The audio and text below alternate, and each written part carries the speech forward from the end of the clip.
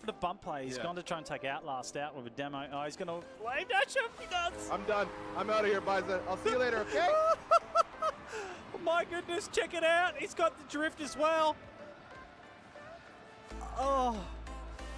People shouldn't be able to do things like that with Rocket League cards.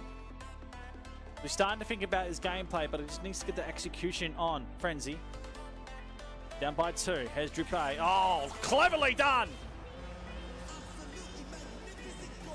Drupe says, well, if you're not going to do it right, I'll show you how it's done. Goes underneath, hits it over the top, bangs him out of the way. See you later, Frenzy.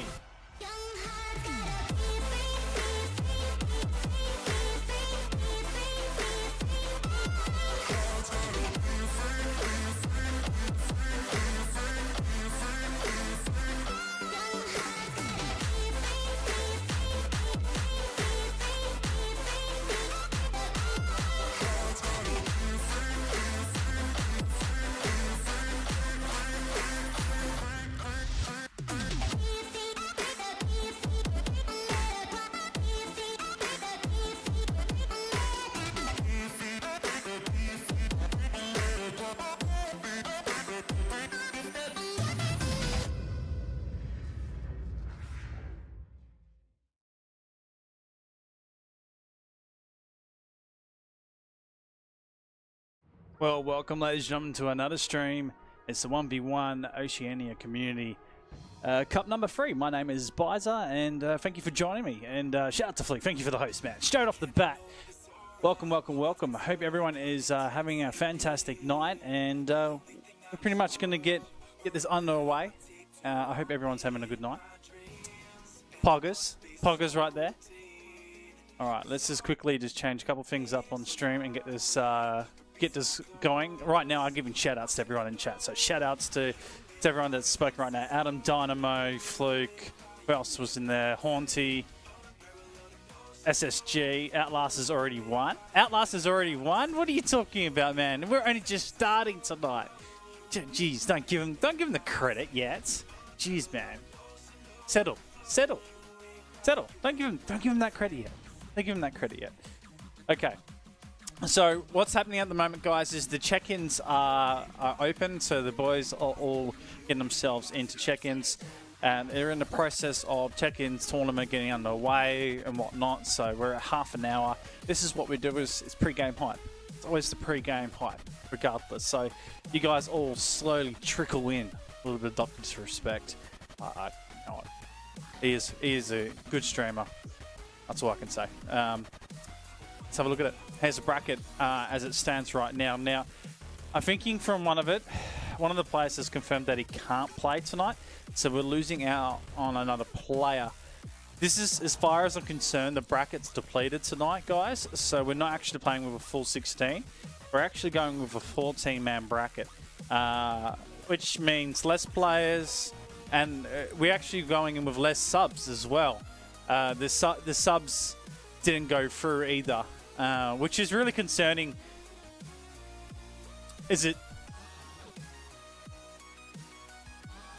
How do I explain this? So the way I'm explaining this is, I had 2 subs come out of the brackets from the qualifiers. Those 2 subs are unavailable tonight.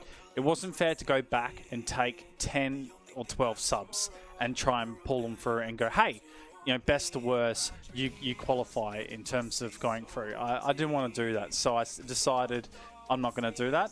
If players are not available tonight, we're going to go in with a depleted field. That's the way we're going to do this, and that's exactly what's happening right now, guys. So,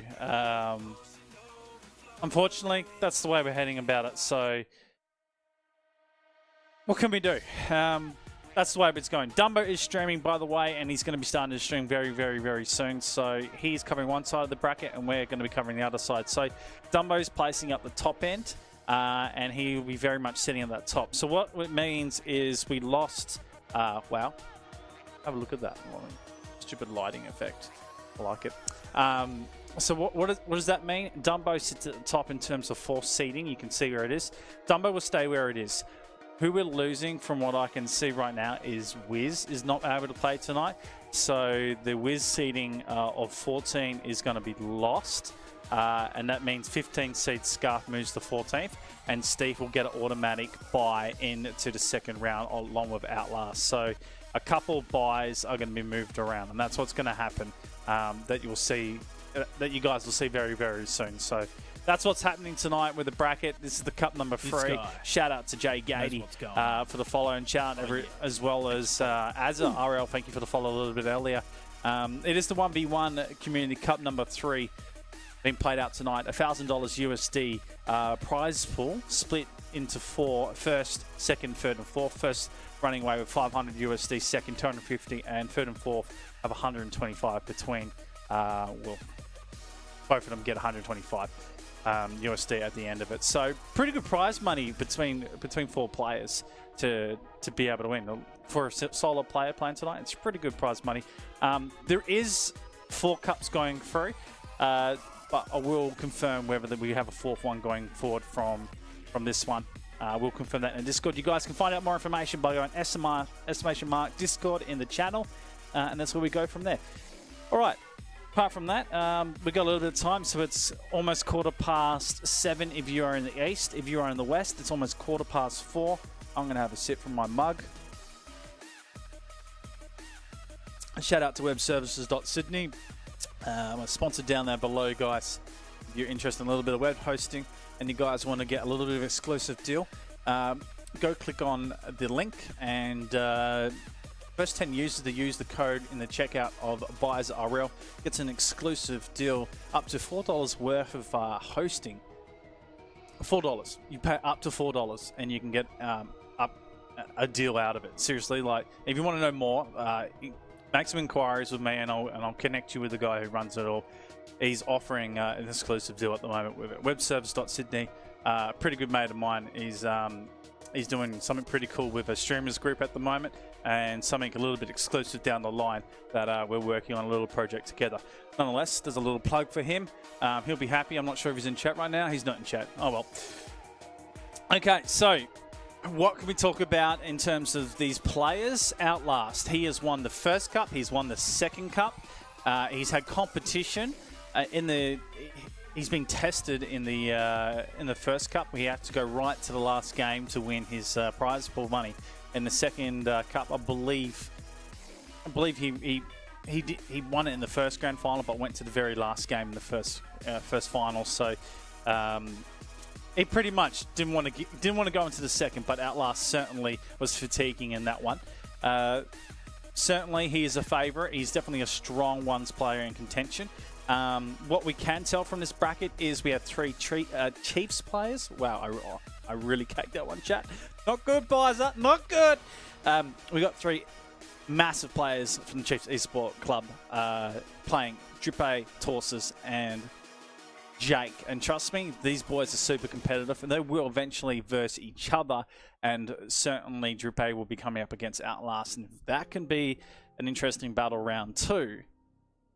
Outlast gets knocked down to the lower bracket, Drippe gets through, then maybe we have a potential upset in the mix, certainly. So that could be really interesting, but you can see where Jake is in the lower half of the bracket, where we see where's Torsus sitting at. Torsus is sitting in that upper half bracket, so Torsus could be working into that round 3, potentially to go up against Drippe if they do work it. So interesting brackets where to sit. It is a double elimination tournament, so they get a second chance. The way it works is best of 3 upper bracket, and it's a best of 1 in the lower bracket, 1 and done. That's how they work.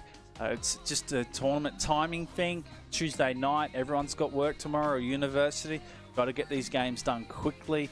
It's also covering a range of time zones where it's New Zealand, Eastern States, and the West Coast as well. So to be able to cater for the time zones and try and cater for everyone, this is the best time to get it done. And it is savage, but it is the way it's got to go. So shout out to everyone who's being able to make it, but this is the way we're going. We're going to check out the rooms to make sure everyone is good.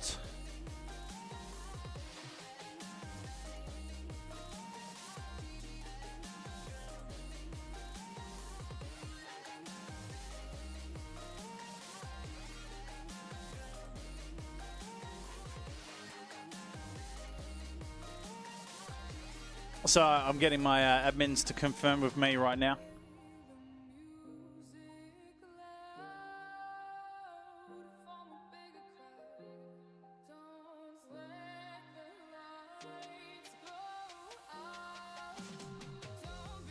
So who's people's favourites tonight? That's what I really want to know. Who's your favourite? Who are you going for? We've got some newcomers. So the newcomers coming through will be a DOS, Angel, which is a Vample, for anyone who's playing out there, or as well as Scarf is coming through the ranks. Lurky is new to the bracket as well. He actually played a couple matches against Drippay and got a game off Drippay. So Lurky's not a bad player in a one's game.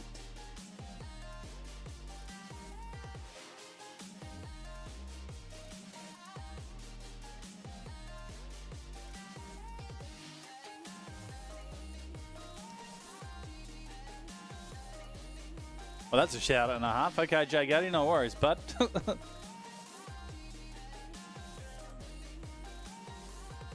Nothing wrong with gay people. He's a happy man. That's what I'm going to take from that, Jay Gaddy.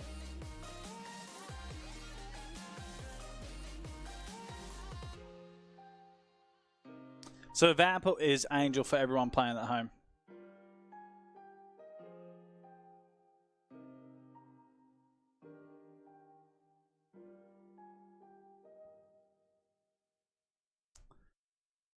I'll take it. That's a comment Lurky didn't want.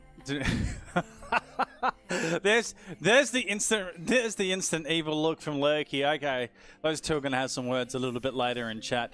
Gonna sort each other out. Okay, I'll take it. That's a comment he doesn't want to see. So we'll give that a little cheeky 5-seconder. No worries, man. All good in light nature and fun. I'm taking that as a fun. He's into me. He's into me. There we go. Can only laugh.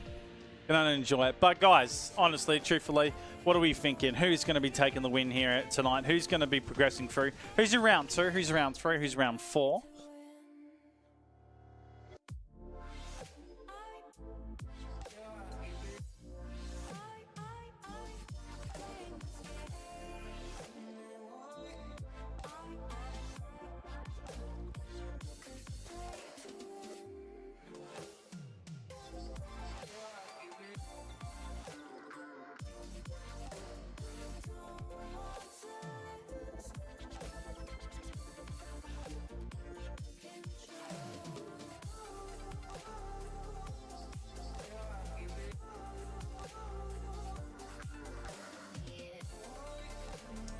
So Loki's thinking of Toledina. Or thinking Toledina. Could be a potential Toledina. Toledina's not a bad player.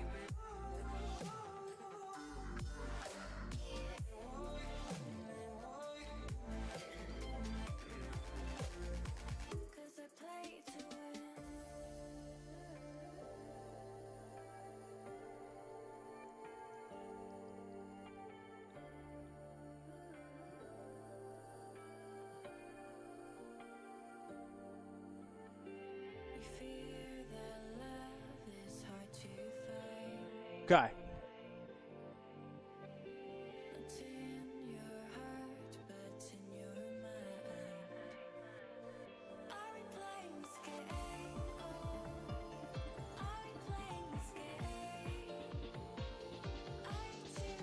So Edgy Murphy will be joining us very, very soon in terms of commentary tonight. He'll be joining us for the commentary, the 1v1 games. We'll have a list in terms of games we'll be covering. Dumbo will also be streaming, so guys, if you want to go check out his run, he'll be covering the upper side of the bracket, and we'll be covering the bottom side of the bracket in terms of games. But certainly, it will be very interesting nonetheless. We do have a depleted field for tonight. A couple players haven't been able to make it. There has been a few commitments in terms of sneakily rearranging things around the table. It is very messy at the moment. I should have cleaned it up before I came on stream today. Certainly been a few commitments that I've been told off. A lot of uni commitments happening for a lot of the players, which is very understandable. Which a good thing that the boys are committing to the unit. A weapon. What is that? Oh, yeah. Thanks for following. Ooh. Weapon 15X? 15X? Is that where we're going? What a name. Loving it. Very nicely done, man. You guys are more than welcome to tweet out if you would like. There's the tweet link for you guys. We'll jump back onto that bracket. So there's a slight update of what we're looking at in terms of live right now with the editing.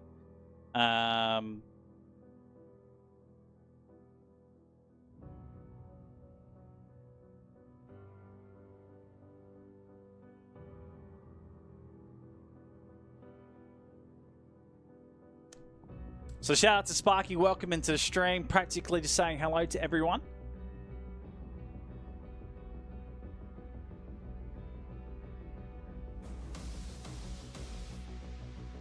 This guy knows what's going on.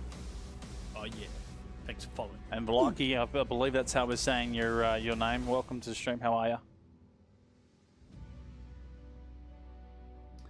Okay.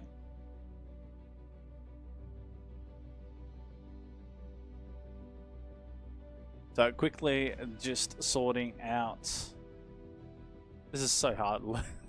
I'm going to admit right now, Jack. This is one of the trickiest things to do live, is to do this editing live. So I am currently. I'm currently doing the bracket and all the editing live right now.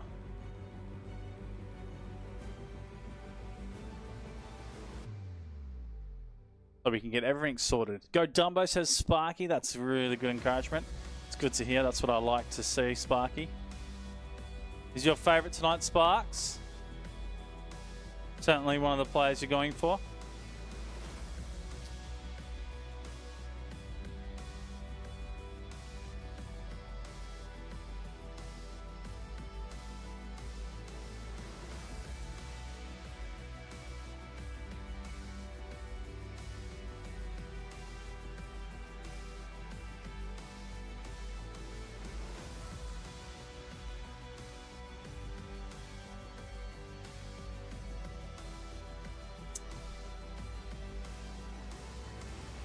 Volchi.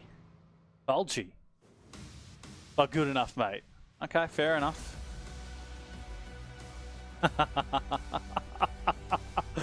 CJ. Yeah, unconfirmed CJ. Welcome into the stream, Torsus. Pumped to see my boy Lurky play. How are you, man? Posty P. Pfizer with a pog at the end. Pfizer Pog. Welcome, mate. How are you?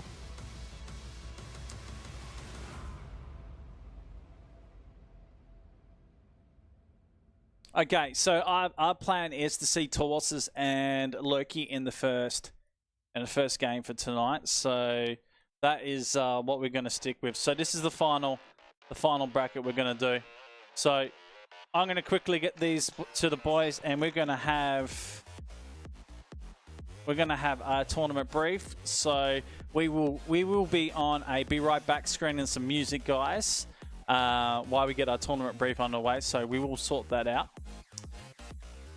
I will save this and close this down for a moment, and then we'll be back with the first round actions. So that's pretty much how we're looking for now. So right now, all the guys have checked in. This is how the bracket's looking. That is the upper bracket. Guys, you can check it out yourself, SMH Mark bracket. And this is how the games are playing tonight. The upper bracket itself is the best of 3. The lower bracket is a best of 1. The lower final is a best of 3. Going into the grand final is a best of 5 reset grand final. It is going to the distance. That's where it goes. That's how it's played out. Winners, the first place is playing for 500 USD. Second, 250. And third and fourth will be playing for 125 USD tonight. And that's the way it's panning out. We're going to go to break. I'll see you very, very soon in about 5 minutes. We'll make it a 5-minute extended break. We'll see you very soon, guys. Won't be too long.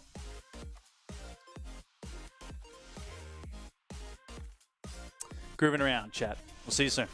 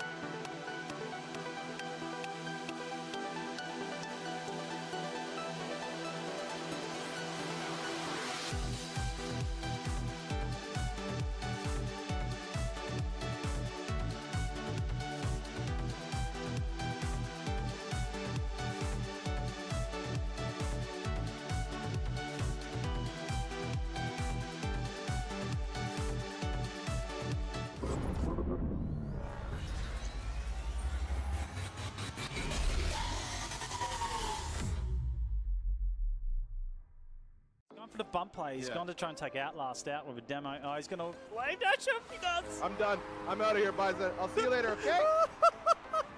My goodness, check it out. He's got the drift as well. Oh. People shouldn't be able to do things like that with Rocket League cards. We're starting to think about his gameplay, but it just needs to get the execution on. Frenzy. Down by 2. Here's Drupe. Oh, cleverly done. Drupe says, well, if you're not going to do it right, I'll show you how it's done. Goes underneath, hits it over the top, bangs him out of the way. See you later, Frenzy.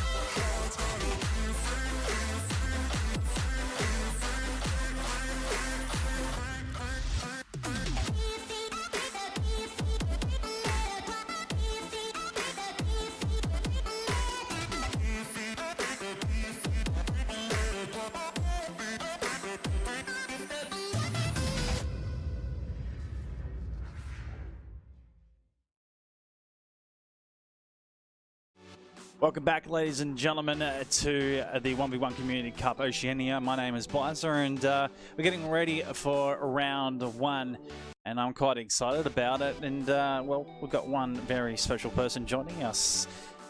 Might as well start talking, man. Hello. Hey, how's it going? It's your boy, Edgy Murphy. It's your boy, Edgy Murphy. What up, what up, what up, what up? I've just had my morning tea. It's a solid 4:36 a.m. over here on the east coast of the United States, and I woke up early just for this 1v1 at Community Cup. Here casting with my guy Biza. So thanks for having me on. You're more than welcome, man. We're about to get ourselves a bit set here and get into our first match, which is Torses taking on Lurky. And for you guys playing at home, you guys can check it on the bracket, !bracket. But have you had a look at the bracket? You had a chance to check this out? I'm checking it out immediately, if not sooner. Yep. Oh, we've got some heavy hitters here. We've got some heavy hitters on the list. I see Drippe, Frenzy, Yeetsy, Torsos, ADOS, Sicky, a lot of names I recognize from previous OCE casts that I've done. And these are definitely all guys to look out for. It's really anybody's game at this point. It's going to be good. It's going to be really, really good. For you guys currently out there in the public, who are you going for? Let us know as I get the details written down, because I don't want to forget.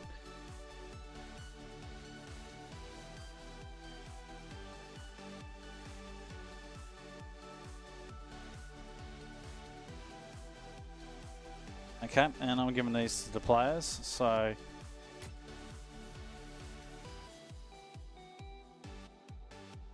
a lot of organising goes into the stuff like this. 100%. 100%.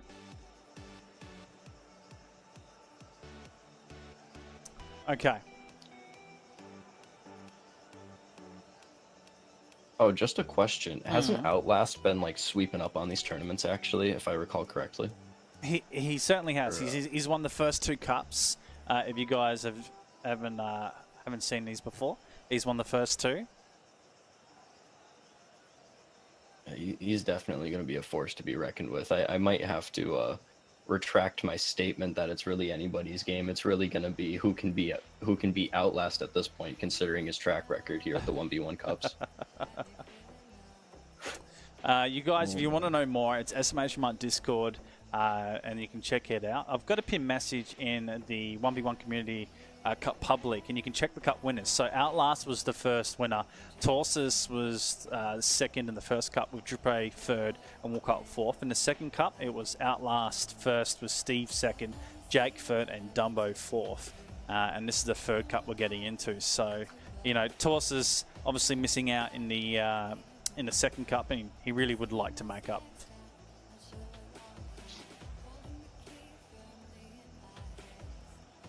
And a shout out to Cyrex in the stream. It's good to see him. Oh, and I see one of the many CJ accounts. Oh boy, don't get me started. And the real CJ_RL, it will be the verified tick. That's one you gotta go for. Apart from that, you don't pay attention to the other CJ. Don't give him any light. Don't give him any. 100%. Don't feed the fire, man. Don't feed it. Speaking of Torsus, though, you mentioned him about 10 seconds ago. He's going to be going up against Lurky here in round number 1. That's right. So I believe these guys will want to start to get the going. So we'll quickly get ourselves set. We'll get this music turned off for now. We'll launch these boys into it. So, mate, if you want to take us away, I'll get these guys into it. All right, excellent. So, looks like we are going to be viewing this match, Torsos versus Lurky. I believe looking at the bracket, using my intuition here, I believe that Torsos is seed number 5, Lurky seed number 12. So a bit of a gap there as far as seeding goes, but we're just going to have to see how this match goes as we get right into it here. 5 minutes on the clock, game number 1 of the night. It's a stagnant ball. Looks like it could be a goal right over here, but Torsos is just going to pick this one up. He's opting to play the Dominus tonight. Very flat card, good with those flicks. Speaking of flicks, he's going to be flicking that ball down into the corner. Lurky looking for one of those side plays. Torsos stealing it away now. Yeah, Bringing it downfield on a bit of a breakaway. If you want to know one fun fact about Torsus, he's a Dominus player. Always Dominus. He's never been anything less. I gotta admit, Dominus is one of my favorite cars, but I've recently switched back to Octane, actually. A bit of a change of pace for myself, but back to the game here. Speaking of Octane, Lurky looking to steal it away. Ends up going down to the blue end of the field here, Torsos. He's doing pretty decent on the defense, though, able to track down this ball, have some proper spacing to not keep himself out of the rotation here. Ooh, that's a nasty one from Lurky, though, right underneath. Well, he played that perfectly in terms of defense. Just waited for the play to come down, and Torsus gets a little bit of air and loses position on the point, so that one done. And remember, Edgy, time tonight. We click through. Click the button. Click the button. The boys don't want to watch it. We get out of there. And Torsus. Oh my lord. That was pretty fancy, but you I will expect it to be a lot of air flying, though, from Chase Boys. They like to fly.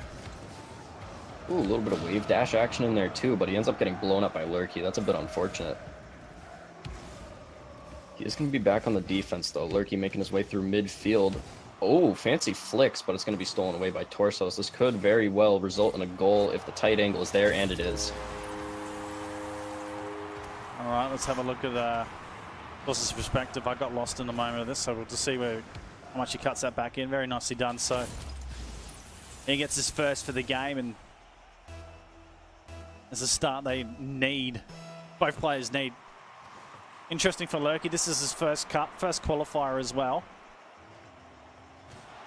And he gets this one perfectly off the kickoff. Torsos, there's no way. He didn't want to come back for it. It was just a perfect kickoff for Lurky. Torsos way out of position. Nothing you can really do on those. I mean, you just got to reset. Take a minute to de-tilt. Sometimes those kickoffs can really tilt a player. So Torsos down by 1 here. Doesn't opt to go for the kickoff. Oh, hello? Disconnect. That is rather unexpected. I don't quite know the procedure for this sort of event. All right, so I'm not sure what's happened with Torsos on this point. It's so if it's a drop out of a game, it results in a loss. It results in a loss of a round. Because, an entire round. Yeah, an entire round. So it's obviously it's past 2 minutes and Lurky is in front. So it results in a loss of a round. So this one will be done. But it says Torsos' net died. It's just rather unfortunate, honestly. These boys were going at it pretty good. I mean, it wasn't even really a a high-scoring game. It was just some good back-and-forth Rocket League. And here's Torsos again. Do we still play it out, or? Yeah, I think. I guess it goes on here. And Lurky, actually some good sportsmanship there, allowing the score to get back pretty close to where it once was. No, he's asking questions.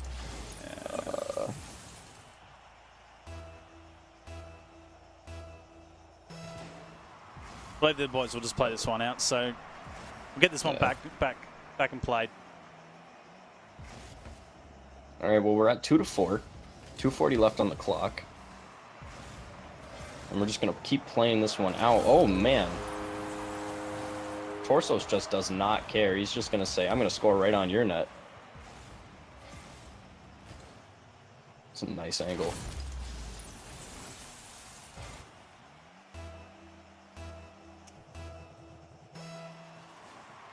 One goal up for Lurky here. Looks like Torsos is going to have a chance at net, though. Does get it past. Good kickoff strategies from Torsos here.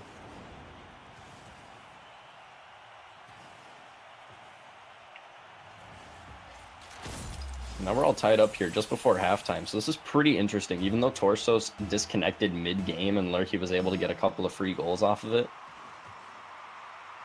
all of a sudden back to a tied scoreline. A lot more higher scoring than we were seeing before, too. Oh, the fancy dribble plays get stolen away by Lurky here. He's gonna have to take it from the corner, but Torsos is there. Both players taken out of the picture here, with this ball just rolling lazily in the corner here in the blue end. Torsos now picking it up. Lurky with the shadow defense lurking there. Does get the stop, though. Decent read. A lot of hesitation from Torsos, though. That's not going to work out for too long here. Solid defense off the wall from Torsos. Looking to take it downfield. Puts it off into the corner, though. And steals the boost. Easily defended by Torsos here at the midfield. Goes up the wall, but he's not opting to take it from there. Opts to go from the ground. Might go for the redirect off of Lurky's touch here, but that's going to be very difficult to score from there. So, bit of a delay on the attack. Nobody in net, and Torsos does get the redirect.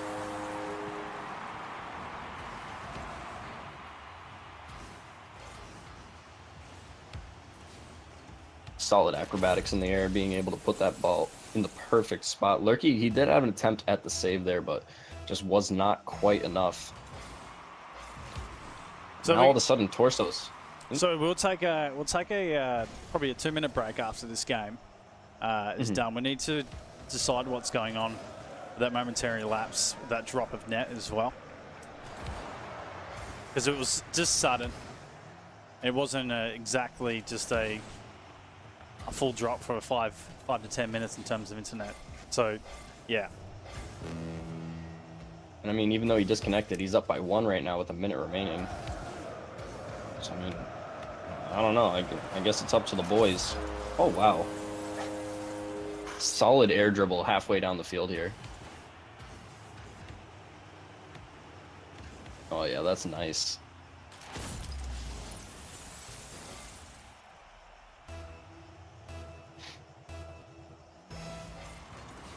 Well, 52 remaining here. Torso's up by 2 despite the disconnect. Though we still have to figure out what exactly is going to be happening based off that. Ceiling shot coming in. Opts to go to the ground, though, faking out Lurky, but Lurky doesn't get tricked this time. Torsos, aggressive. But it's still going to result in Lurky having another chance. Aggressive again, Torsos. If he misses one of those challenges, it's definitely going to result in a goal. So I don't know how long he's going to be keeping that up. Not a lot of time here, though, so the aggression is paying off so far. Last 10 seconds, 2 goals between these players. Lurky looking to get 1 more, but it's going to be stolen away by Torsos, and Torsos is just going to run the clock out here. It looks like game 1's going to be going to him, but once again, it is tentative, the results of this round. Yeah, so I will hold on the results for this on the consensus that Torsos had dropped out on the rules of a dropout. mid-game, it is a forfeit of a round, but Torsus had come back into it, and it was played on between both of the players. So I need to talk to both of these guys and get a consensus, because it's also under sportsmanship between both of them. If they're happy to play and play it through, they want to go ahead with it, then I'll let that slide. It's sort of like a 2-2 thing between it. But yeah, I need to see what they want to do. So we'll take a quick break, see what's going on. I'd rather uphold a rule and play through. It is an upper bracket, so it's not like it's lower bracket. They do get another chance. So we'll take a quick break and we'll sort this out. Won't be a moment, guys.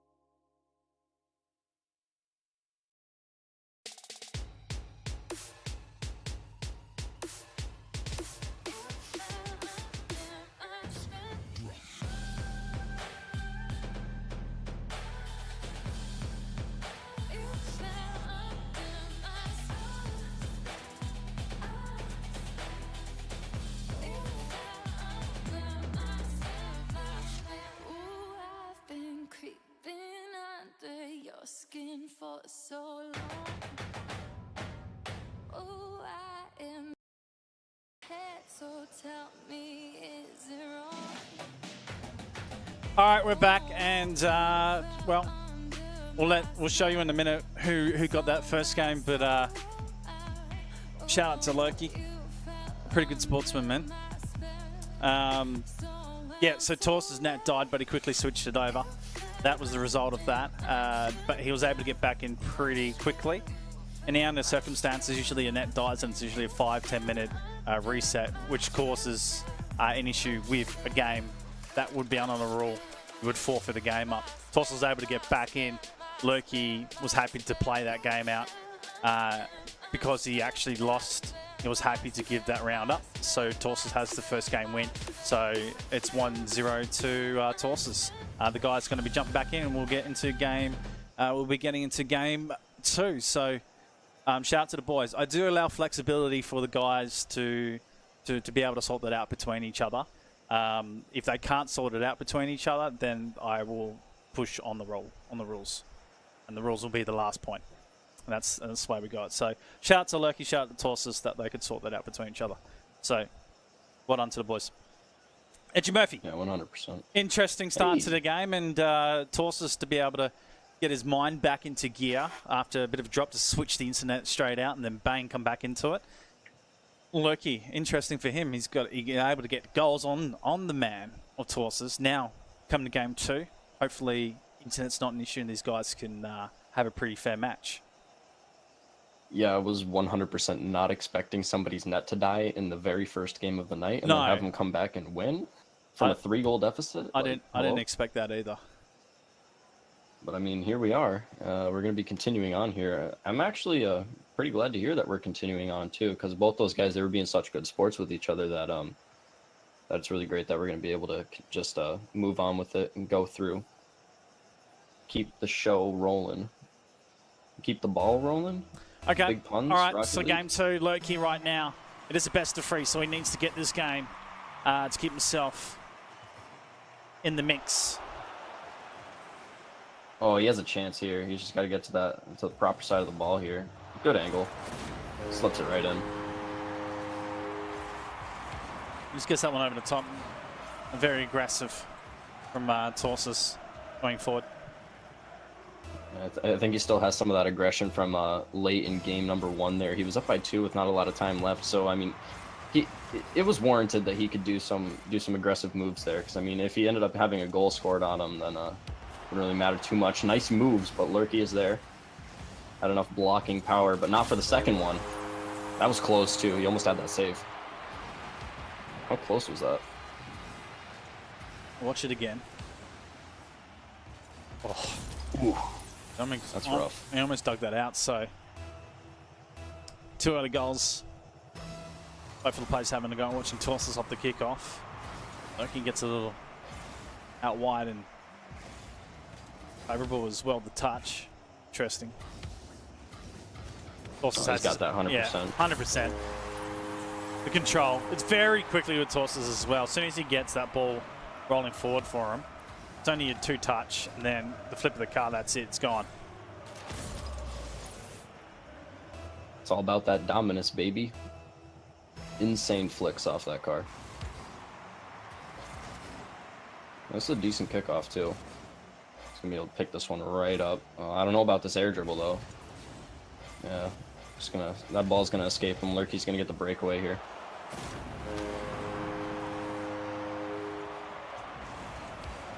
Yep. So there's a couple of mistakes from Torsus, we're thinking. Going a little too aggressive, and so needs to be a little bit more careful when going forward. If it's not 100% on goal, leave it alone. I mean, realistically, he just has to pick his battles, like right there. Oh, that's rough. He just ended up getting spun out a little bit there. Like, he was playing so close to Lurky, and he really didn't have to. He could have just been rotating back enough, keeping that proper distance so that just in case if anything happened and he was playing some shallow defense there, he would have been able to defend it. But being in such an aggressive position, that ball can easily escape you, get right behind your car, and you can just do nothing about it. But here comes a nice challenge. Oh. A little bit too slow, though. Wasn't bad effort in the end. 3 minutes 40 remaining. Plenty of time in the second game. Lurky currently got the lead, but certainly not enough. And, well, talk about two slow tosses. Could have got a bit of power. Lurky goes a bit of speed on the goal and the rebound. Also able to cut that off. Got some time now. Gets some height along with the ball. Looks to carry it to far post. Gets it over the top and ties up the game. Torsos is so good at those moves. If you give him the space, he is going to make it happen. And especially when as soon as he has that ball control right off the bat, he's going to keep it through the entire play.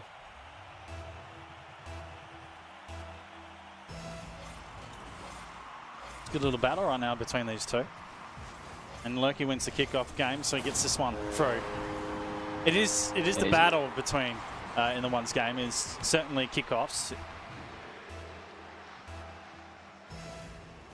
Yeah, it's definitely a huge part of ones. A bad kickoff can absolutely ruin the game for you, whether it's just one or 5 in a row. And Lurky, he's been doing really well in these kickoffs. That's the second time he's gotten one of those, and a nice timing on that touch. Faked him out with that aerial too. Not a bad effort. He takes 2-goal lead, 3 minutes and 2. Plenty of time in this match. Torsus.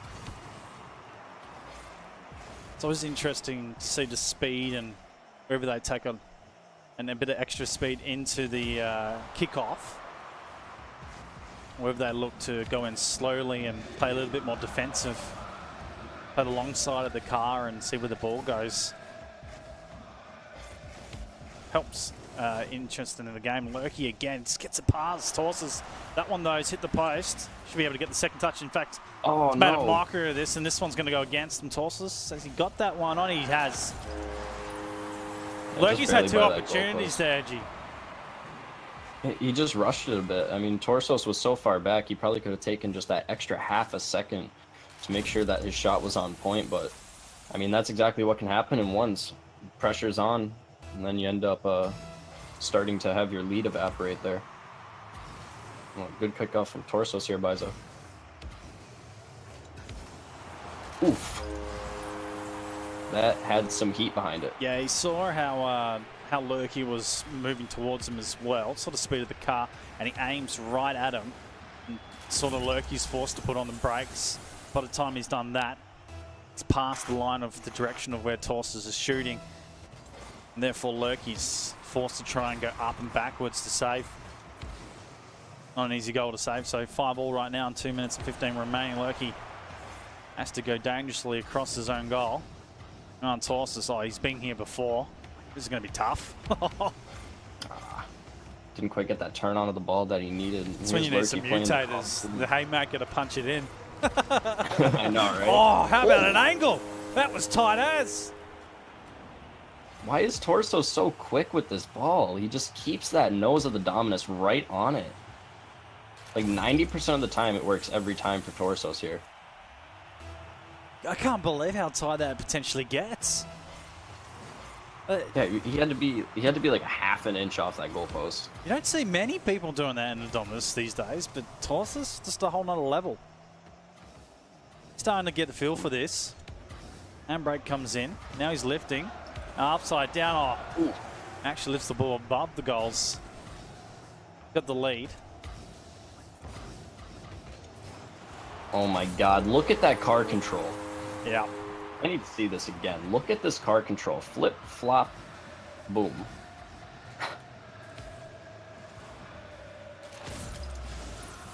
Absolutely No need to insane. say anymore, mate. You've hit the nail on the head. 7-5 on 35 remaining. Lurky right now. Have a dry spell. A beast of a player to get past, a mountain if you will. The Oceania mountain. And that's Torsus. Yeah. And here's another one. He's got to chase. And ain't gonna be pretty. The man is just too quick right now. He's found his groove, really. I mean, he was being really aggressive at the beginning of the game, and he's still keeping some of that aggression, but he's backed off just enough to where he's shadowing Lurky perfectly. He has the perfect distance, he has the timing, and he's got the reads. We talked about the sort of the right ball to go for, and this positioning of where Torsus needed to be playing. Now he's sort of been clever about what he's going after. Yeah, like that, he realized that Lurky was in a Yep. prime position to defend, so He just backed off. Put that pressure Exactly. on. That's all he needs to do is put some pressure on and then back off. It's not a good challenge. Wow. Up off the ceiling, goodness. gets the touch on the floor, then goes left side. Lurky's like, uh-oh. Right over his head too. You cannot double jump quick enough for that. It's just gonna go straight off the crossbar and in. And that's another good kickoff from Torsos. That's the second time he's gotten this kickoff in a row, actually. All of a sudden, this He's keeping game's the pressure going. just turning on its head for Lurky, and he's going to find something special out of the bag. Now he goes to the ceiling as well. Looks to carry, gets the second touch. Torsus ends up scooping this away from his defense. Out to the side he goes. He's looking to get a carry as well. Bounce pass off the floor. And he will cut inside a little too much cross goal. But That's fine for him, though. time's an issue for Lurky, and this will send him to the lower bracket, Edgy. Yeah, it most likely is going to at this rate. I mean, save for an absolute miracle, but Torsos, he's just on fire right now. He really found his groove here in game number 2. This best of 3 is looking to be all locked up with 7 seconds remaining. It's a 4-goal game between Torsos and Lurky. And that's just going to be all she wrote once this ball hits the ground. Judges go out. Big shout out to Lurky. And if I had to give him a sportsmanship award, I certainly would. An absolute brilliant player. Brilliant player for the first game. And I'll tell you what, very competitive in the first half of the game, but then Torsus turned it on, sort of figured out what Lurky was doing, and then started taking to him, Maggie. Yeah, Lurky was playing a bit more passive. He was just trying to read exactly what Torsos was doing, play more of a defensive game, and just capitalize on the mistakes that Torsos was making. And one of the mistakes that he was making, we talked about it before, was just how aggressive he was being, going for every single ball, committing to every single challenge. I mean, you don't necessarily have to commit to every single challenge. As long as you're putting that pressure on, then you're doing a fantastic job. And that's exactly what Torsos found out there at the end of game number 2.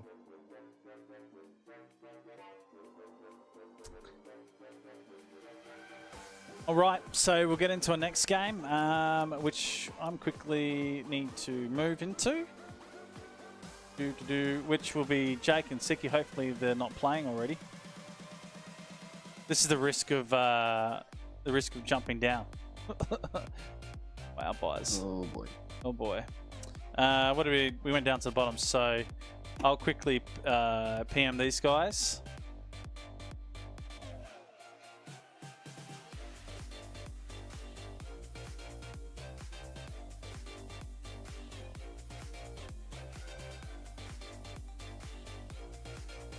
So we're getting into the next game, which is going to be another Chiefs player, Jake and Siki, which I'm actually excited to watch. So, Oh yeah, these guys are seated pretty decently too. Jake number 3, Siki number 6, I believe. This is some really small font. I gotta zoom in. you gotta zoom in, bud. That is a 6. I love control plus and minus. It's my favorite. I'm hoping they haven't played already, because that would be a shame. I'm going to message Jake as well. Let's see what these boys are up to. In the meantime, though, we'll give you guys a bit of an update on the bracket. Over in losers round 1, we had Dumbo going up against Lurky, and winner of that's going to be going on to face Frenzy. And then we have Scarth and ADOS. Looks like ADOS ended up defeating Scarth there. He's going to be moving on to round number 2. And then in losers round number 2 with a bye, nobody going up against them yet is Angel. Angel ended up losing to Toledina earlier on.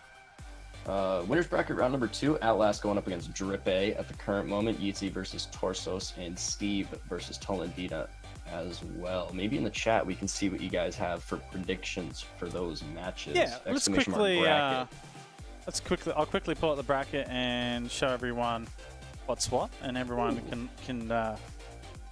everyone can have a look at it. So on stream bracket, let's go. On stream bracket, everyone can have a look.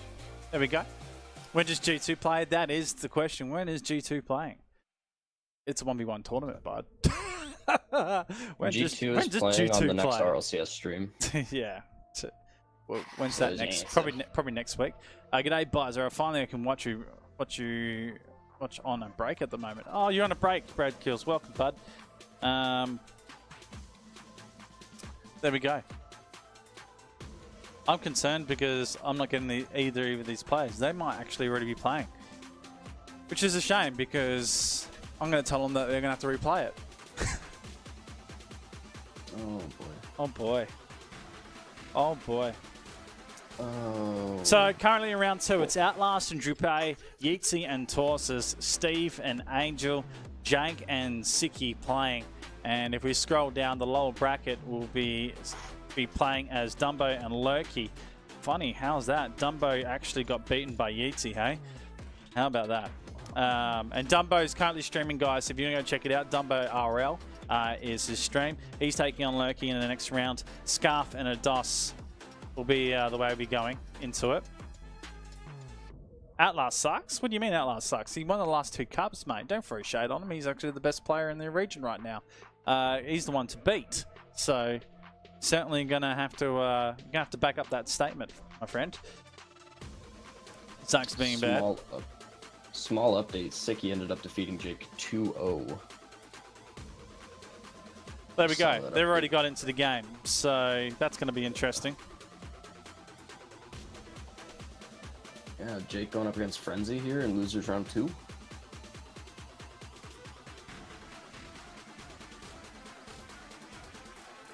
Jake was number 3 seed too. We might have to change this up then. I wonder who hasn't played. It's probably... I wonder if Vample's playing.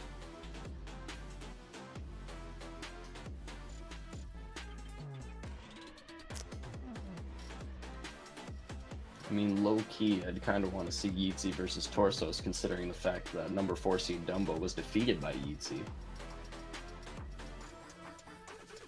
Yeah, we probably go into that game. Yeah, we'll see what those boys are up to.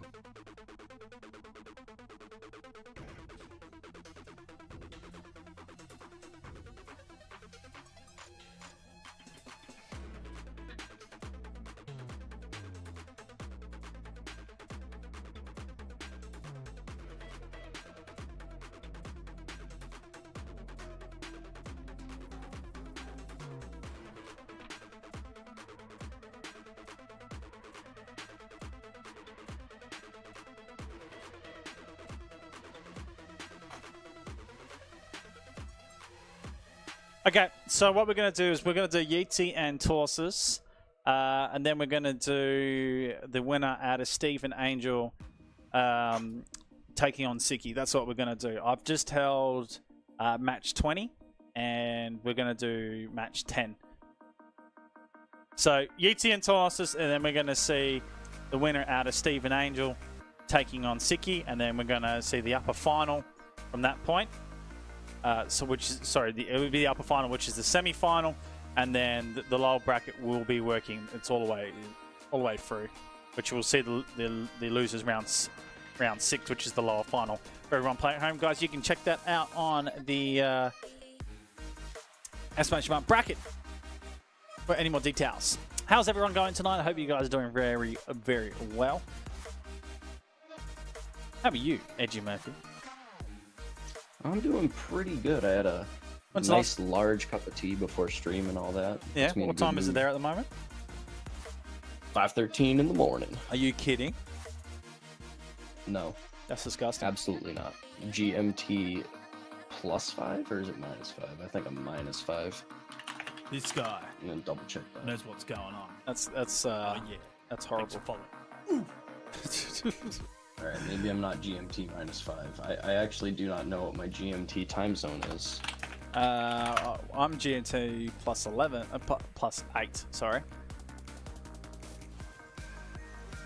Oh no, I'm You're -4 minus, man. right now. You're minus, man. I'm +8. Yeah. You're 12 hours from me. All right, so I'm -4 because Yeah. we have a daylight savings time going on right now.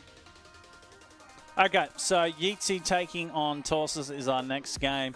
I am currently keying that in, and we're getting that all sorted out.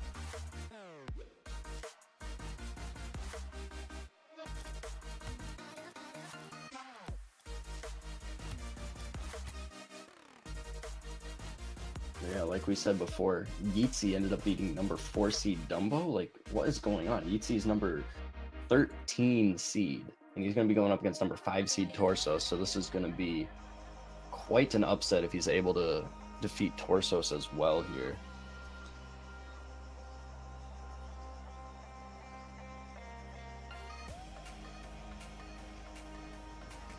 All right, so I am getting the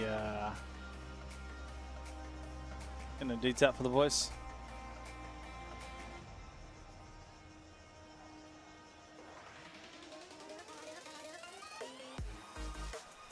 So waiting for Yeatsy when he's back. We'll get this going. So this is the time when you guys can actually talk to us. We're pretty much interactive with streams. So hello, Ascension Climbs. Hello, Posty P. And what up to Strong Sided? Hello. I miss your banter. Love heart. Oh, hold on. Posty P and Strong Sided are bantering between each other. That is what? Paradox? Paradox is in the stream. Hello. Cherry Rocket League. What is up? Homie in the stream.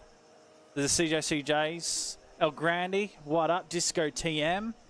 There we go. Everyone's in. Guys, if you want to check out the estimation mark brackets to see how everything's going. Biza, can I get one request from the chat? Go on. If you guys are lurking, if you guys are chatting actively, doesn't matter. If you're able to, drop your fattest emotes in the chat right now. Your favorite and fattest emotes. We want to see them. Drop those Biza emotes too if you happen to be subs. Let's go. Fattest emotes right now. Fattest emotes, just drop them. Line. Just a line of fat emotes. Just a line. Not spam, but a line. Just give us a line. A line of fat emotes. Alright, I did a small spam. Because I was already clicking before you said that. Oh, what is this? Is this like a... El Grande's a good one. I like that. I like the El Grande ones. That was good. Is that Mario and Yoshi one? Did he sell that? How's that one? Yeah. Oh, there's a toxic one. Oh my god, those are beautiful faces. Vincer Fields. Wow. Okay. Oh, hold up. I've got some good ones. I got some Zelda themed ones. There's mine.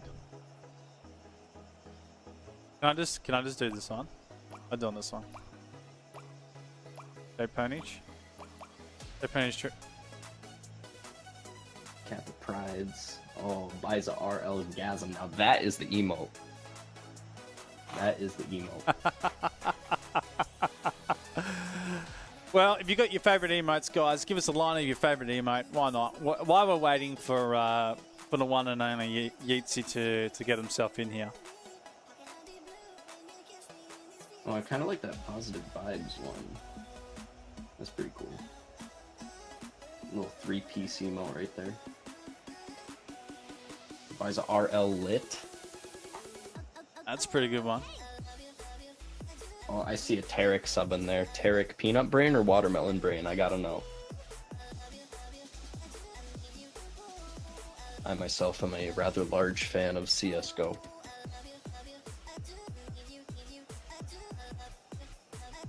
But I gotta tell you, Biza, I don't know which game is more stressful, Rocket League or CSGO when I'm playing competitive.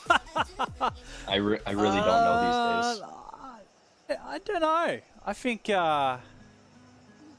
CSGO could be pretty competitive. I mean, as much as I want to complain about my recent gaming in competitive queues for any game, I'm just not going to. It's gonna put me in a bad mood. Yeah. Not gonna lie. It's stressful as hell. Got some CSGO fans in here, not gonna lie. Alright. Well, at the moment, Yeatsy is making us wait like there's no tomorrow. Somebody start the Jeopardy timer. I'm going to start a 5-minute timer right now because I think we'll be waiting too long.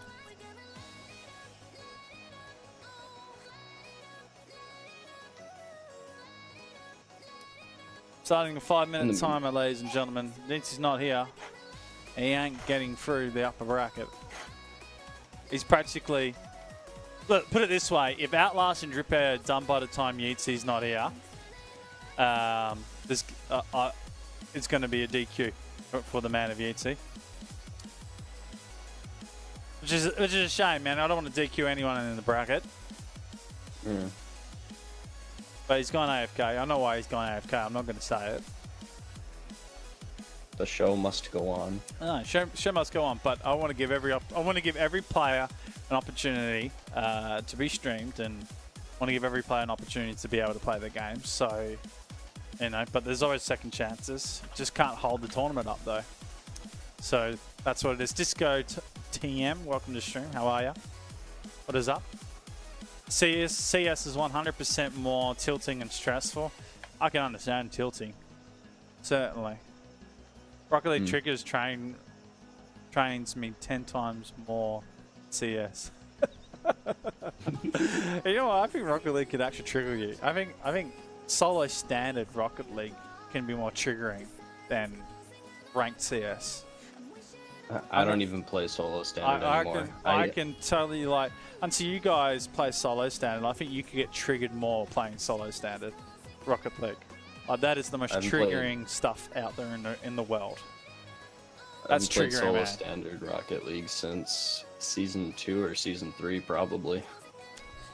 It's been a long time, and that's exactly the reason why.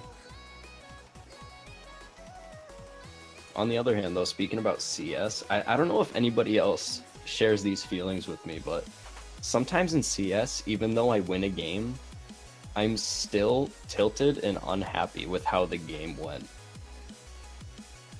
Does anybody else feel that way out there? Anybody?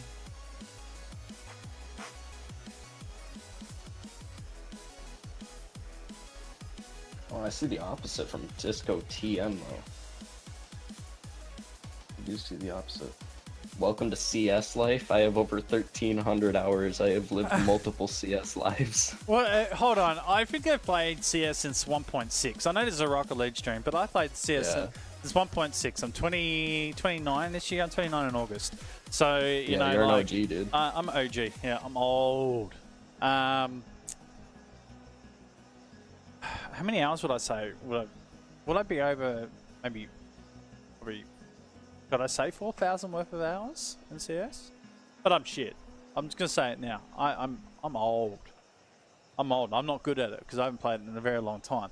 But hell, man, I've been triggered more in Rocket League. I've been triggered a hell lot more.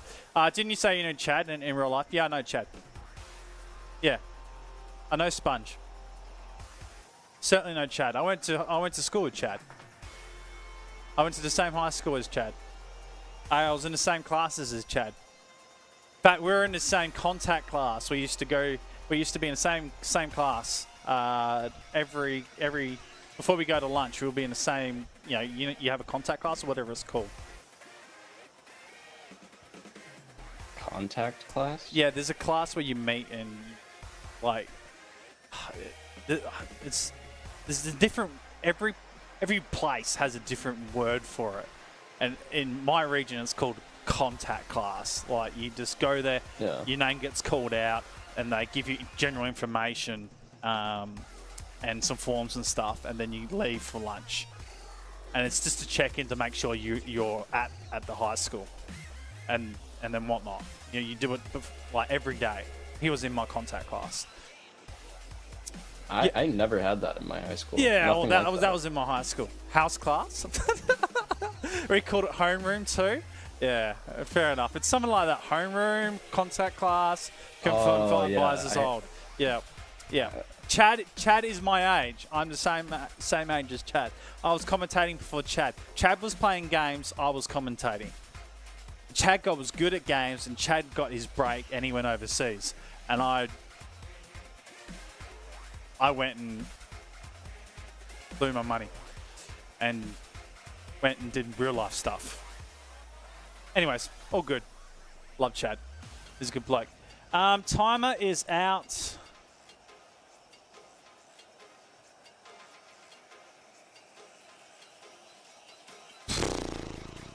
Okay. That's unfortunate. Okay, so timer is out. We're going to have to DQ that one. Hey, I see. I am disappointed. Yeah, it's a little disappointed as well. It happens, though. sometimes just happens.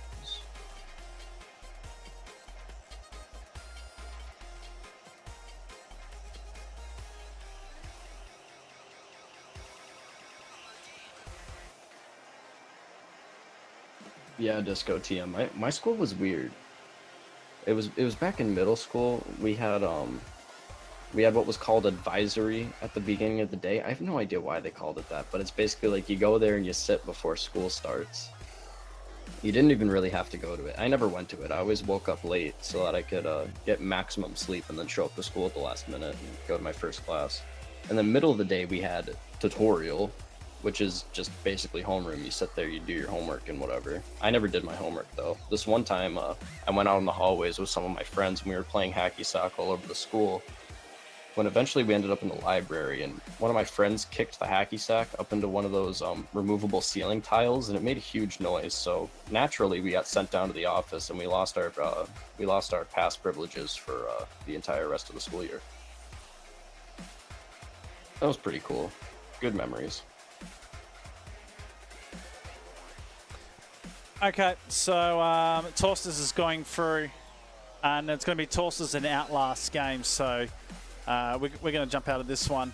I've been holding Steve and Siki up, so we're going to jump out of Torsters because we've been doing Torsters, and I know you guys want to see a little bit of Torsters, but we wanted to showcase Steve and Siki, so that's where we're going to go next.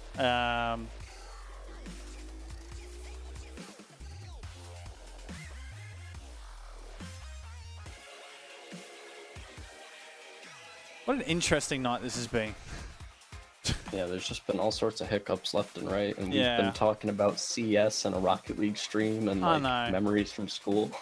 You know what? It's gonna happen. It's gonna happen. Yeah, it's all good. It's all good. We're still having a good time here. I don't mind it. Can't get everything right.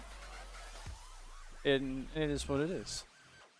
Right, round 3 coming up. It's going to be S, Steve, and Siki, and these two are definitely not going to disappoint. I think they're fantastic players, and the winner will be taking on either Outlast or Torsus in the upper bracket, which is going to be pretty sexy. All right, let's set up this match.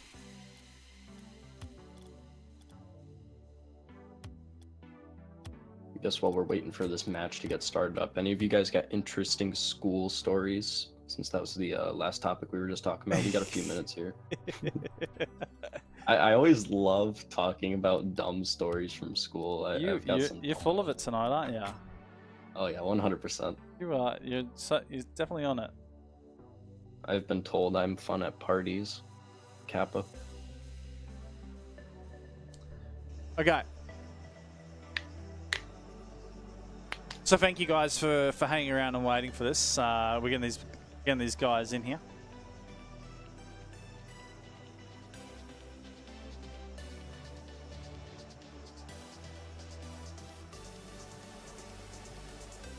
Wait, Surfing Bird, there was a goat at your school? What do you mean a goat? Like a live goat?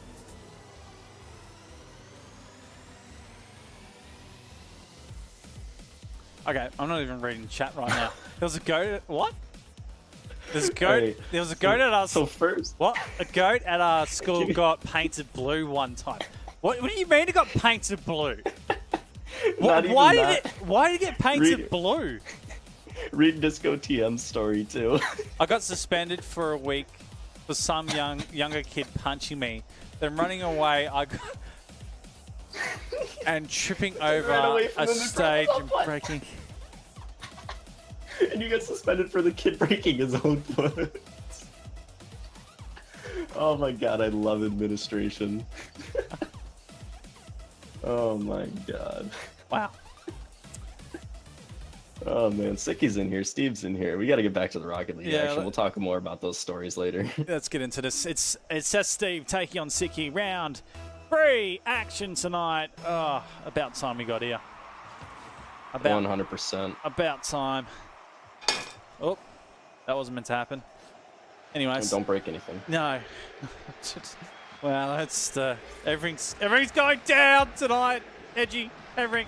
These two, It's going down. they're not strangers to the 1v1 Bring scene. on. They certainly have battles. And last night, I took Steve into OSM's stream to have a bit of fun in the UK. And, well, they had a bit of a battle between each other. Steve lost 2-1, but certainly it was delightful about it. But Siki and Steve, they've had battles before. This is going to be a good battle tonight.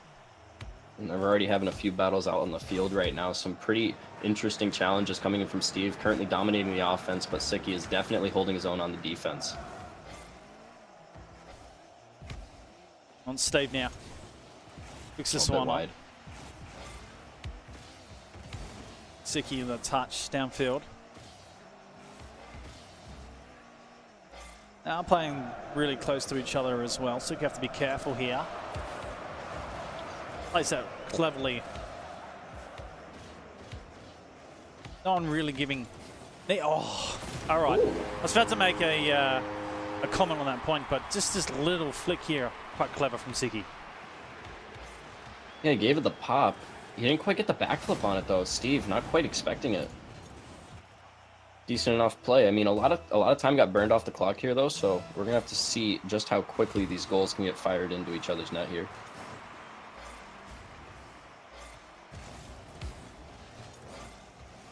Oh, Steve's gonna find himself in trouble here. Yeah, that's firing in. Just bounced straight off the ball, went behind it. And where was he in terms of positioning here? Did cut down the middle, but just lost. I think it was. Yeah. He banked on Siki going for the pop, and because of that, he just bounced right off the top of the ball. Siki was able to maintain control, and Steve just a little bit out of position over that. 2 goals right now for Siki. Steve being the #2 seeded player into tonight's cup. Down by 2. Nice double touch. Ooh. Steve right now. Got the ball in his favour and will put in his first goal on the first game tonight. 3 minutes down left on the clock. And Siki just sat there over in Steve's end of the field. I mean, I don't know what he was doing there. I think if he was quick enough, he could have been able to at least make an attempt at a save there. But either way, he just gave up. He's still up by 1, but just going to have to see how the rest of the game goes here. Oh, all tied up. Doesn't matter. Oh, it's all about the kickoff. And there it is. Classic kickoff goal right there. Is there a way of positioning your car so you can deny that sort of real pinch kickoff goals from happening? We see another one. This time going the other way. I guess looking at this kickoff, it's just hit the ball straight and try and read what your opponent's doing. Because very fine adjustments on the kickoff can make all the difference, like we see here from Siki. That's 2 kickoff goals in a row for him, regaining that 2-goal lead he had before.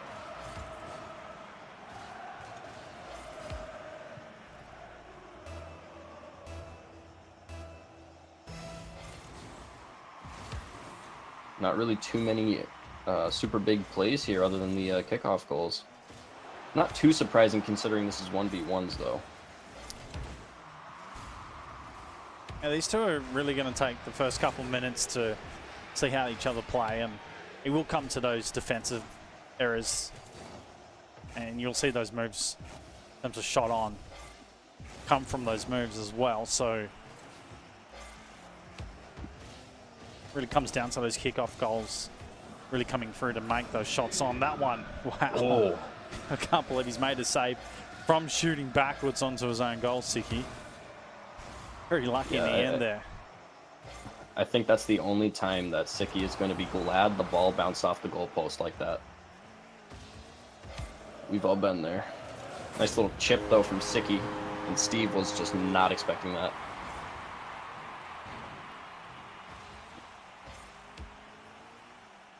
Yep. Just got baited into the bad challenge there.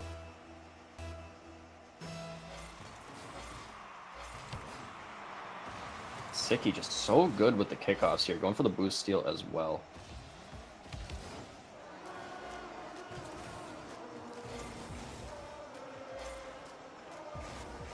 Ceiling shot, hello?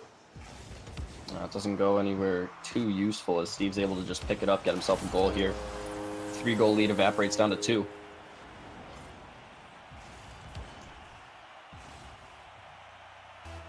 So, stealing shots in the middle of the ground. Risky maneuvers. Up by a few goals as well. You can probably afford to do it, but it's not something you want to do too often. Perhaps Siki can tread a little bit more carefully with his positioning, and that one is a lot better from him in terms of a move going down the field. He does this quite nicely in the end. Have a look at it.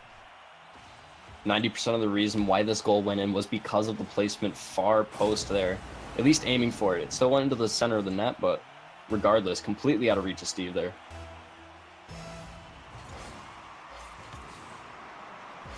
Six for at the moment. Another minute and 30.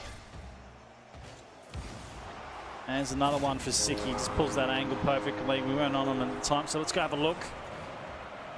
What an interesting touch by Steve. And at the point of that, got caught on the wrong side, so wasn't able to bring himself back into position to save. Although, I think he could have been in a position to if he actually got himself on the right side of the ball. I really think him getting sandwiched between the ground and the ball there just was the nail in the coffin on that play. It just completely ended up throwing him out of whack. He wasn't able to get onto his wheels quick enough, and he was going the incorrect way with the momentum he had on the car. Has a bit of a chance here, but he gets all jumbled up with the ball.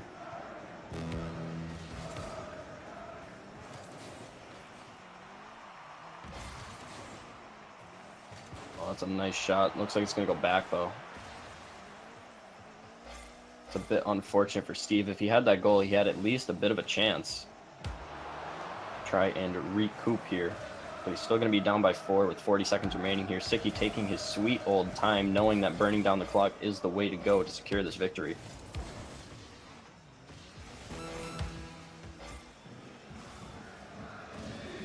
Oh, these two playing chicken with each other on the ball.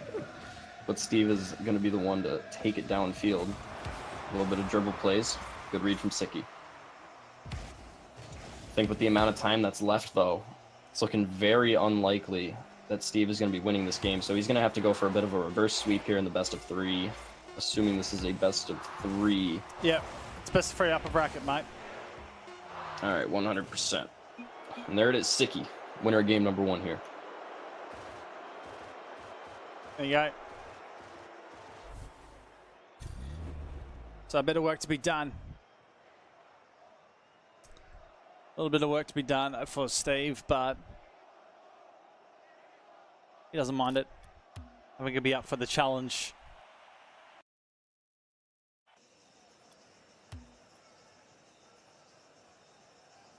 Kickoff goals, so interesting. I've been 3 cups in. I still get shocked by how it works.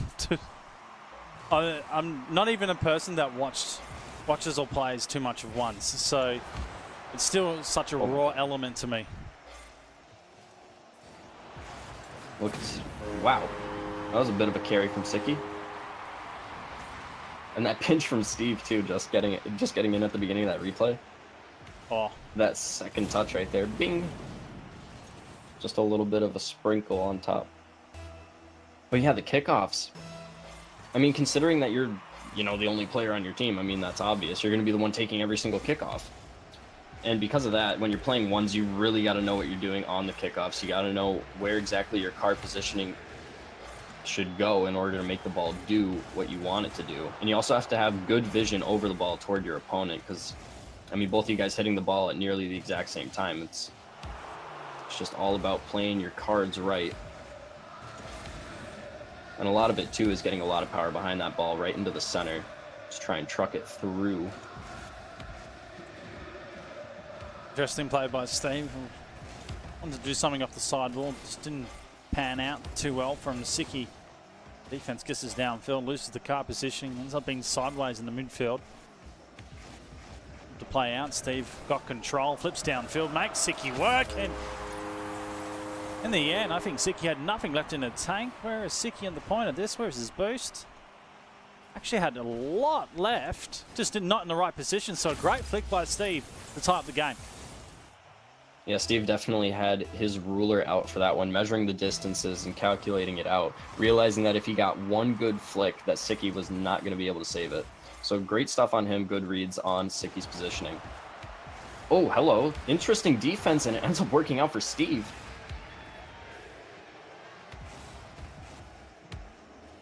Oh, I don't know, though.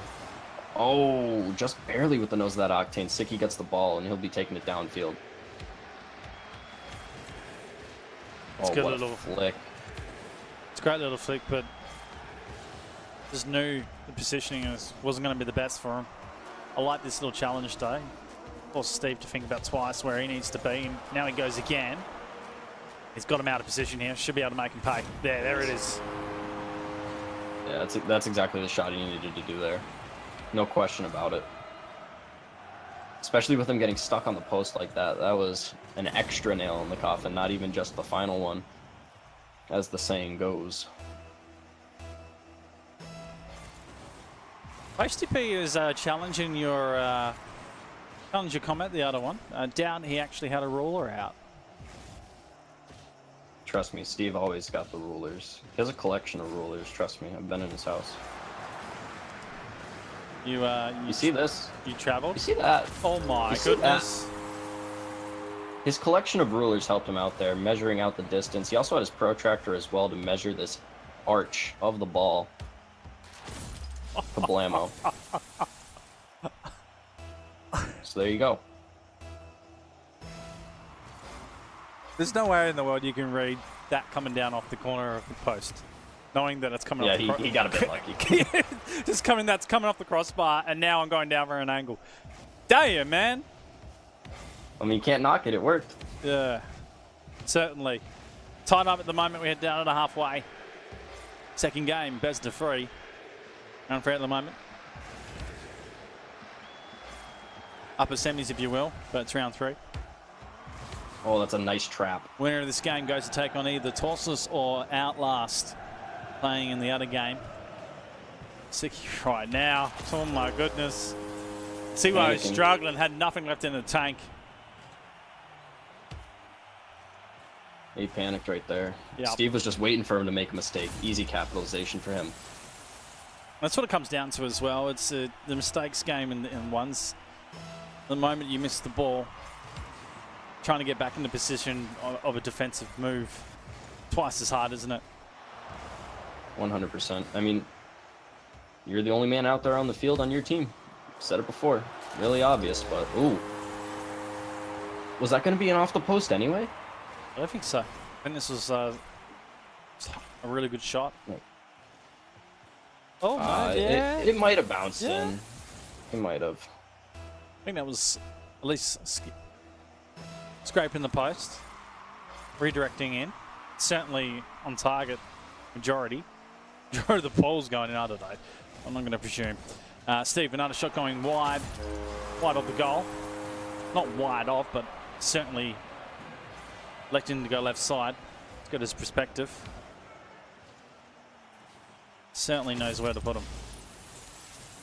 He's bringing the back at the moment. I mean, Sicky went for boost there. I mean, he needed that boost, but just that little bit of driving down toward that blue end of the field kept him out of position there.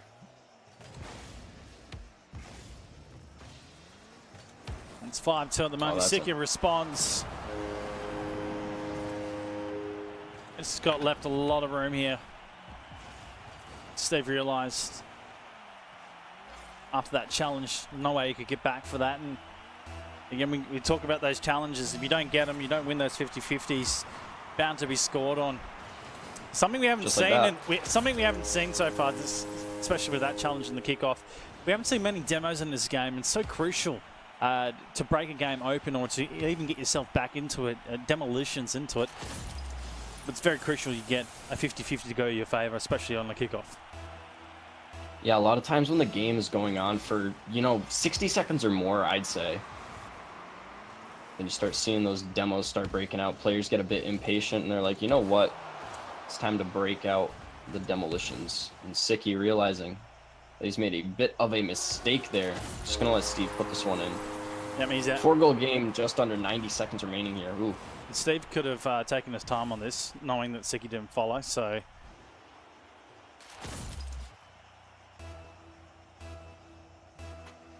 Siki right now. He does have the lead in the series. And Steve about to tie it up in another kick-off. Ball bouncing back in, and he is deadly accurate right now. Everything coming back inside. He is just on top of his striking. 100%. Those are tough, too. When you're driving at the ball like that, you're nowhere near facing the net. All about the timing and getting just that little sliver of the car onto that ball. Oh, I think he was looking to get a little bit of octane underneath that, but here's the demo. Siki getting one. Yep, Steve in the advantage. Resetting on the side of where the ball was. Siki had to fly. Set in the far side of the goal. Steve able to grab this one back, though. Not in the best of positions. Siki does move forward. Interesting that he tempted that goal. Probably could have played it a little wider, but going to play a little bit of bumpies. hit the player around and just take the ball back to defense. See if you can lure him out. Cause a mistake. Now he has got Steve out of position here. Wants to get rid of him. I don't mind this from Siki, though. He just has to get this ball back now. He's given Steve the room. Has gone on a bit of an angle now. Siki launches downfield. Steve goes really aggressive onto the backboard. Players going back for boost, and this one momentarily gone, but the time is completely gone away from Siki, so he's giving this game away. They'll let the clock go right down. That one's gone. Yeah. Oh, big memes. Something you don't want to see in Oceania. Something you never want to see in a Rocket League game. Well, there's Steve, though. There's Steve. He's on the board. That's the most important thing. Yes, 1-1. Final game here, best of 3 in this round 3 match in the winner's bracket. Complete opposite of what we saw in game number 1, though. Siki, he was doing pretty good there, but it seems like Steve has figured something out.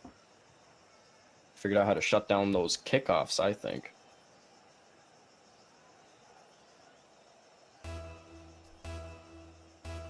But either way, game number 3. The kickoff is going to go down to the orange half. Steve taking his time, making sure it's accurate. Siki's going to be forced to go for that save. Siki playing the positioning game.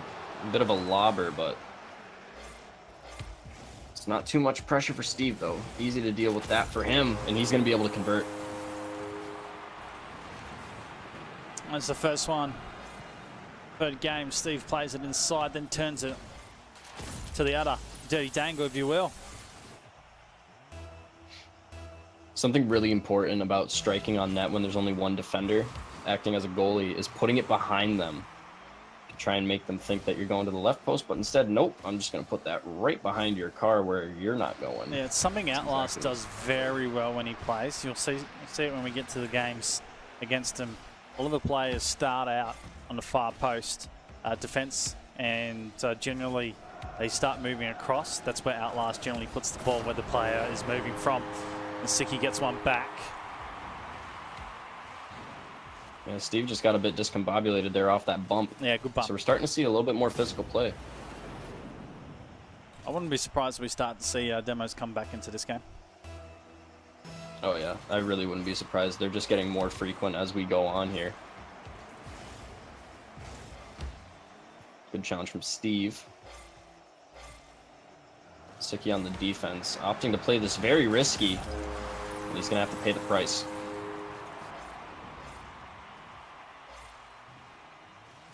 Should have just hit it back into the corner there when he had the chance, but hesitation, that's what can kill you in ones. Yeah, I think Siki was looking for some control and just didn't come off, so a bit unfortunate, but I don't mind Siki's play. He's really trying to break it open and get control of the ball, and in some facets it's really worked for him, and in other it's it's where it's really broken down in terms of the game. So as long as he can get that control back in the favour, that's where it goes right for him. He's playing really well defensively though.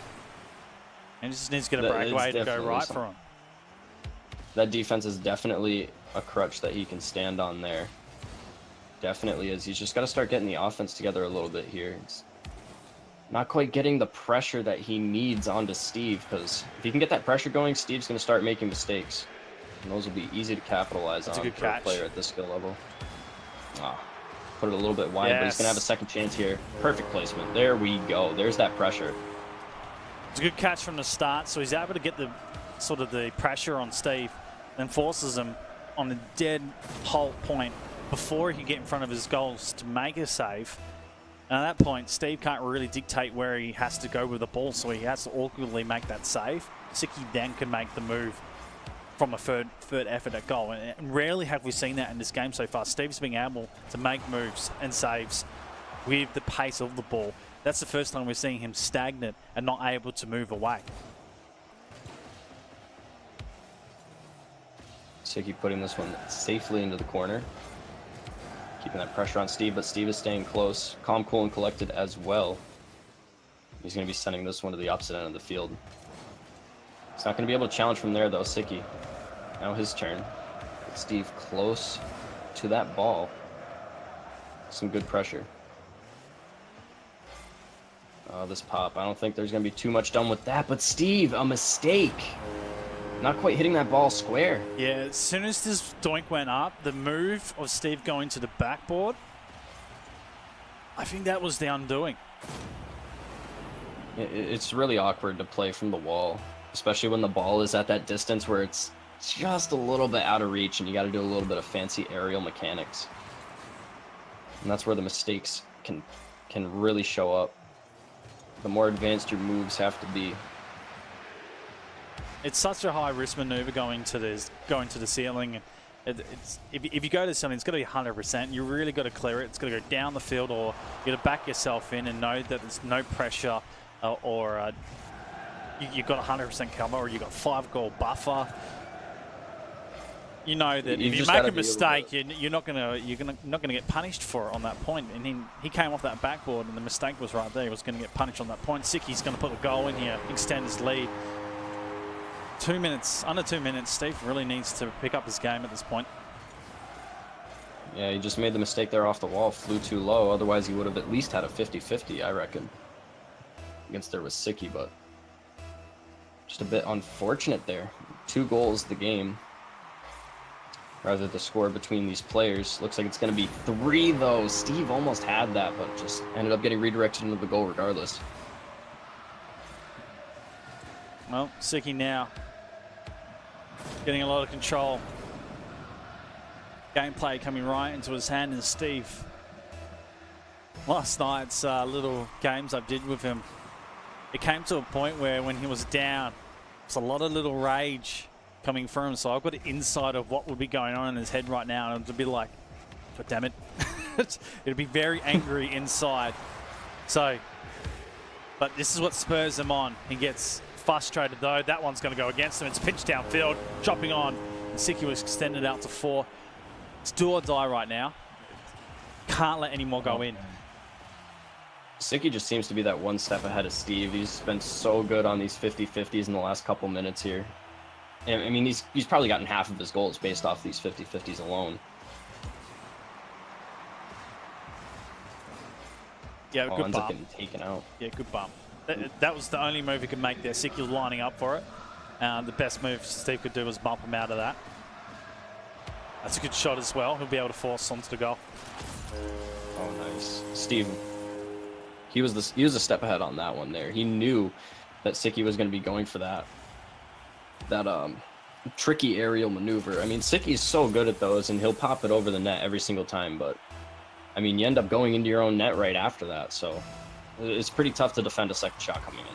Got to be able to put that off to the side or something.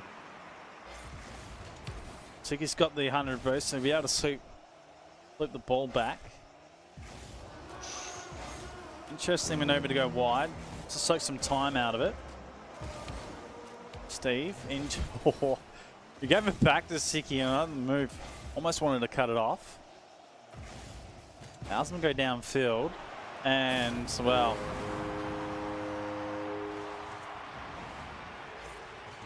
uncharacteristic maneuver coming from Steve for a thing he doesn't want to do. Yikes. Yeah, he was aiming for the underside of that ball, just didn't quite happen there. And I mean, those aerials, they're so tricky.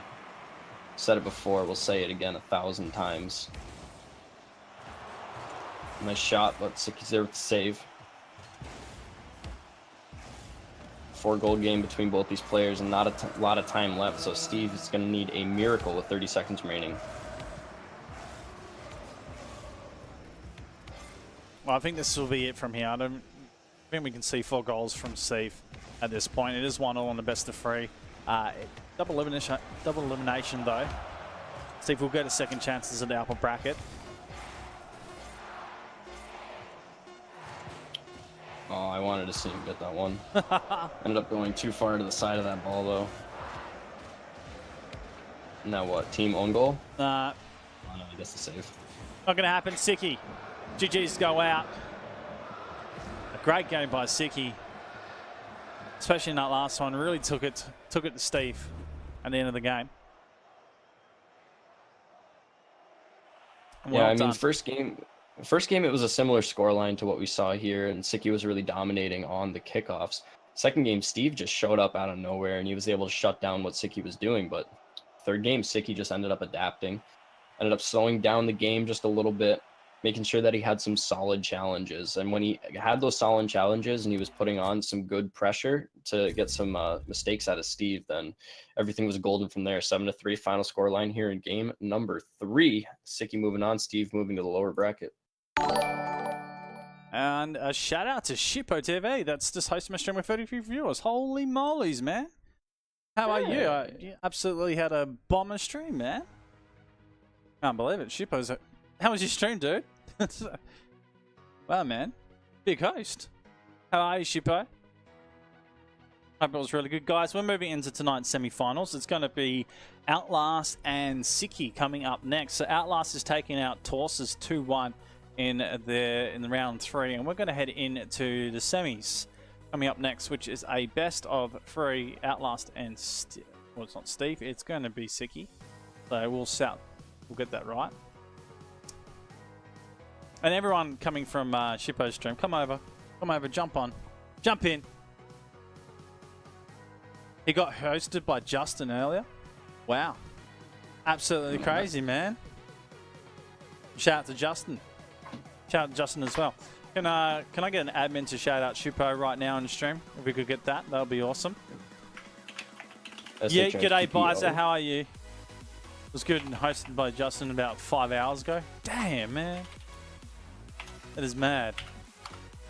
Get your groove on. Just a bit of dancing right now. There we go, got the shout out. Alright, I'm going to set up the next game. Outlast taking on Sicky. I'll quickly hide the screen while we do that. Do we want to do a line of motes again? Yeah, we got to do the emotes. Okay, we got to do the emotes. You can do the plug then. All right, I'll do this. Everybody that just came over from Shippo's stream, everybody that's watching over in Shippo's stream, everybody that's lurking and is able to, everyone that's active in chat, get your favorite emotes out in chat immediately, if not sooner, if you are able to. Come on over to Biza RL here, twitch.tv/BizaRL. Drop those emotes in chat. We want to see them. Give us a line of your favorite emotes right now. The line of your favorite emotes, because I got a chat bar right there. We're about to see it, so I want to see your favorite emotes. Let's go.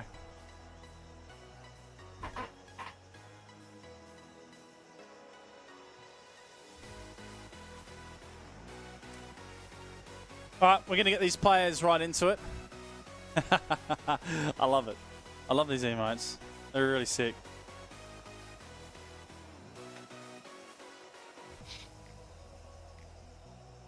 Hey, Edgy, you can go do your thing for a quick second, mate, and come back into it.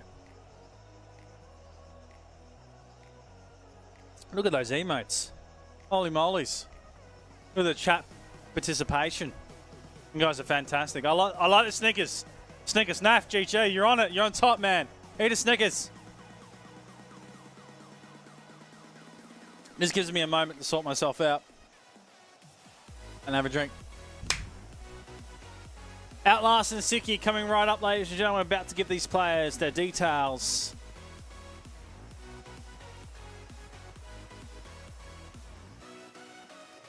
I'm not a fan anymore. You're not a fan anymore? Hey man, switch your modes. By all means, guys, if you wanted the Bizer emotes, you certainly can have them. The Bizergasm, the Bizer Lit, and the Pogs. That's about as much as I do in terms of promotion on my stream. That's it. That's all. Mark, what's up, man? How you going? Dynamo, welcome to the stream. Hello, Haunty, Posty P, good to see ya. Siki, what up? I hope you're ready for the Outlast, man. Can Siki, ladies and gentlemen, do what no one has done and beat Outlast before a grand final and give himself the best possible chance going into grand final? Can it happen? Can Siki do it? Cup number 3. Outlast won the first cup and Outlast won the second. Can Siki be the man to put himself first into the grand final for cup number 3? Or will it be Outlast booking himself into cup number 3? We'll find out very, very soon. We'll wait for it. Z-Man, yeah. 80, welcome to the stream. Thank you for the follow. And guys, if you're brand new to the stream, hit that follow button. Hit that follow button. Guys, are we... Hold on. Right now. How close are we to 3,000? How close are we to 3,000 right now? Oh my God, the guys. Can someone tell me if we're going to hit it? Can someone tell me right now if we're going to hit it? You're at 2968 according to my screen. We're not going to hit it. Ah, damn. We could. If we could get everyone in here right now who hasn't followed to follow, we could hit 3K followers. Are we hit? What about the viewers? Are we at 30,000 yet? I'm pretty sure that's close. I mean, we can get there. Oh my God! Look at this! PS: if you guys don't know anything about Outlast, he's about to blow your mind. And here's his first move. 270 back flick. It's the X right Games on Buyers RL right now. The viewers... Welcome. We're over 30,000. We're over 30,000 tonight, so it's all about getting over the 3,000Ks. Meantime, Siki puts in his first. Holy smokes, we got a grand final already, and it's not even in the grand final. This guy. This is where I know, we're going. right? Like, What's going on? Look at this, though. Siki's telling Outlast with this move, you don't need to do anything fancy in order to score goals. Even against the best Outlast right now. That's it. So we do have the notifications going off in the background in terms of sounds, but the alert is off screen. So thank you very much if you are following. It is much appreciated. All right. Ooh, nice pinch. Who are you backing, man? Who are you backing? I'm backing them both. I can't decide. I want to see the underdog win, but at the same time, Outlast is just so good. Why does he have his ball cam on? What is up? He's trying to dribble, and the camera's going all over the place. He's freaking everyone out. All right, here we go. Oh, he waited too long. Siki's going to capitalize. Oh, never mind. I spoke too soon. I thought he was going to get in there super quick and totally bank on that, but... Ooh, Siki's making some good moves to stop these dribbles early from Outlast, though. Yeah, so one thing you got to realize about Outlast is if you give him too much room or too much time, he will take an arm, and he also will take a leg away from you. So don't give him the time. Also, if he makes mistakes, you punish him. And there's the first of many mistakes that you want to take advantage of. Siki able to get this one downfield. All right, there's definitely some mental games going on here. Yep. Either Outlast is a little bit too confident right now, and he's given Siki a little bit too much respect, or he's just trying to fake him out with that. He's trying to pretend that he's a little bit overconfident right now. Now, trying to put Siki into that on the lower rounds, we've got Torsus and Jake playing.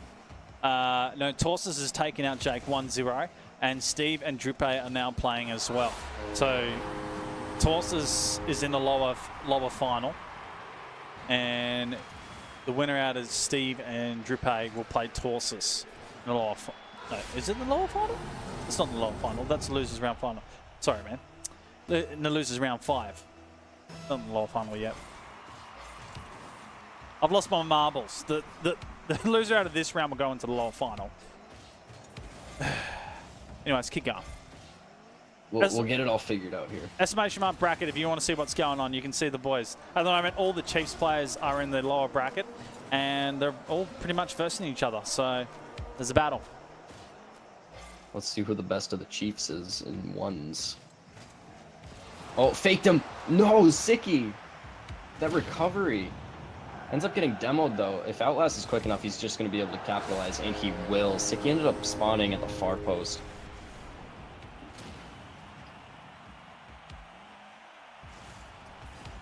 So one thing we didn't see last game in terms of Sicky's and Steve's game was a lot of demolitions. This one, Outlast is not scared to take a demolition towards Sicky, so it's something he has to be wary about. Oh, Sicky's got to watch out for this. Oh. Nasty flick from Outlast. Ouch. I mean, you can see these flicks coming from a mile away from Outlast. He's already thinking about doing it before he even gets the ball. He's like, next time I get the ball, I'm going to do this flick. It's going to happen. And 90% of the time it happens. Well, 4-2 at the moment. Not even halfway down in the first game, and Outlast already starting to dictate the terms of this game. Oh, clever from Sicky. You can see Outlast, he really sort of had to put the brakes on. See how many times he's putting the brakes on here? Just watch it. Oh, yeah. And then Sicky... Those rotors were glowing. Just doing as much as possible to dig that into the right-hand side. That was actually really clever from Sicky. I mean, Outlast, he's given Sicky the respect, but I think he's got to tone down that respect if he wants to win this game. It's looking close cut right now for the defending two-time champion here.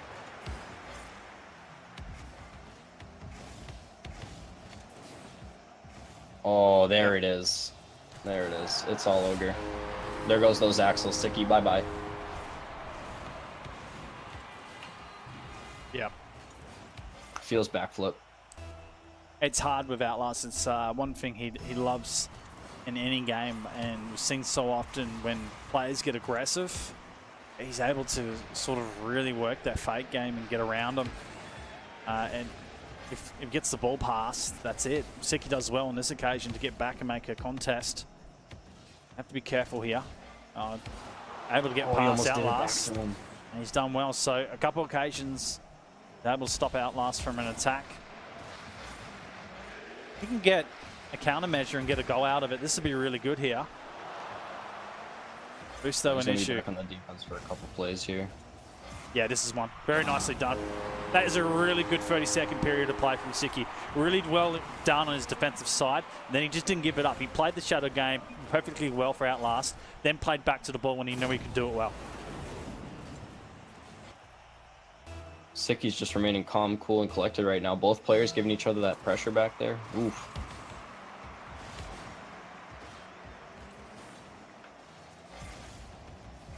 Sicky putting it into his own corner, but Outlast is going to be there charging in. Ball ends up going to midfield, but eventually the control will go over to Sicky. Outlast misses the boost out as well, but Sicky, he's not going to get that air drag. Ooh. Oh, man. Outlast does regain control, though.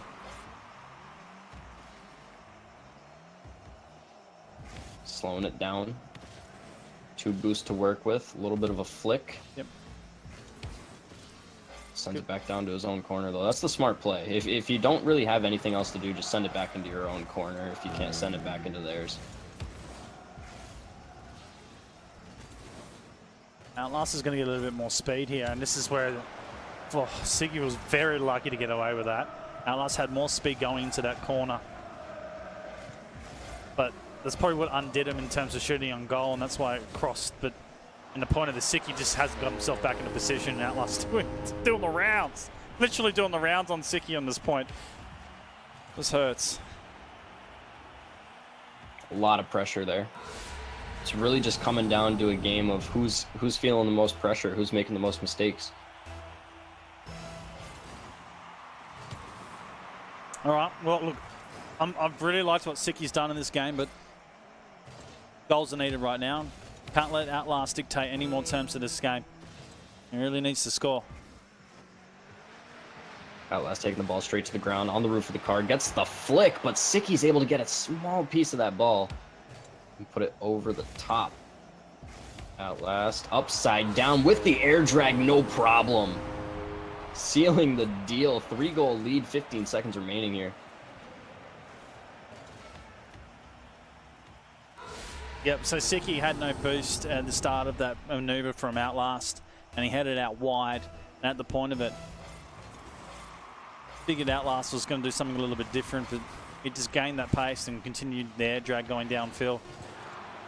9 seconds of this. Wow, hold horses, 8 seconds, 2-goal differential. 4-second goals, kickoffs could be a chance here for Sicky. I like the attack. Has he left it too late in the game? That's the question. I mean, Outlast is not going to let that happen to him twice in a row. There is no way. I've seen it happen before. No, he played it right, though.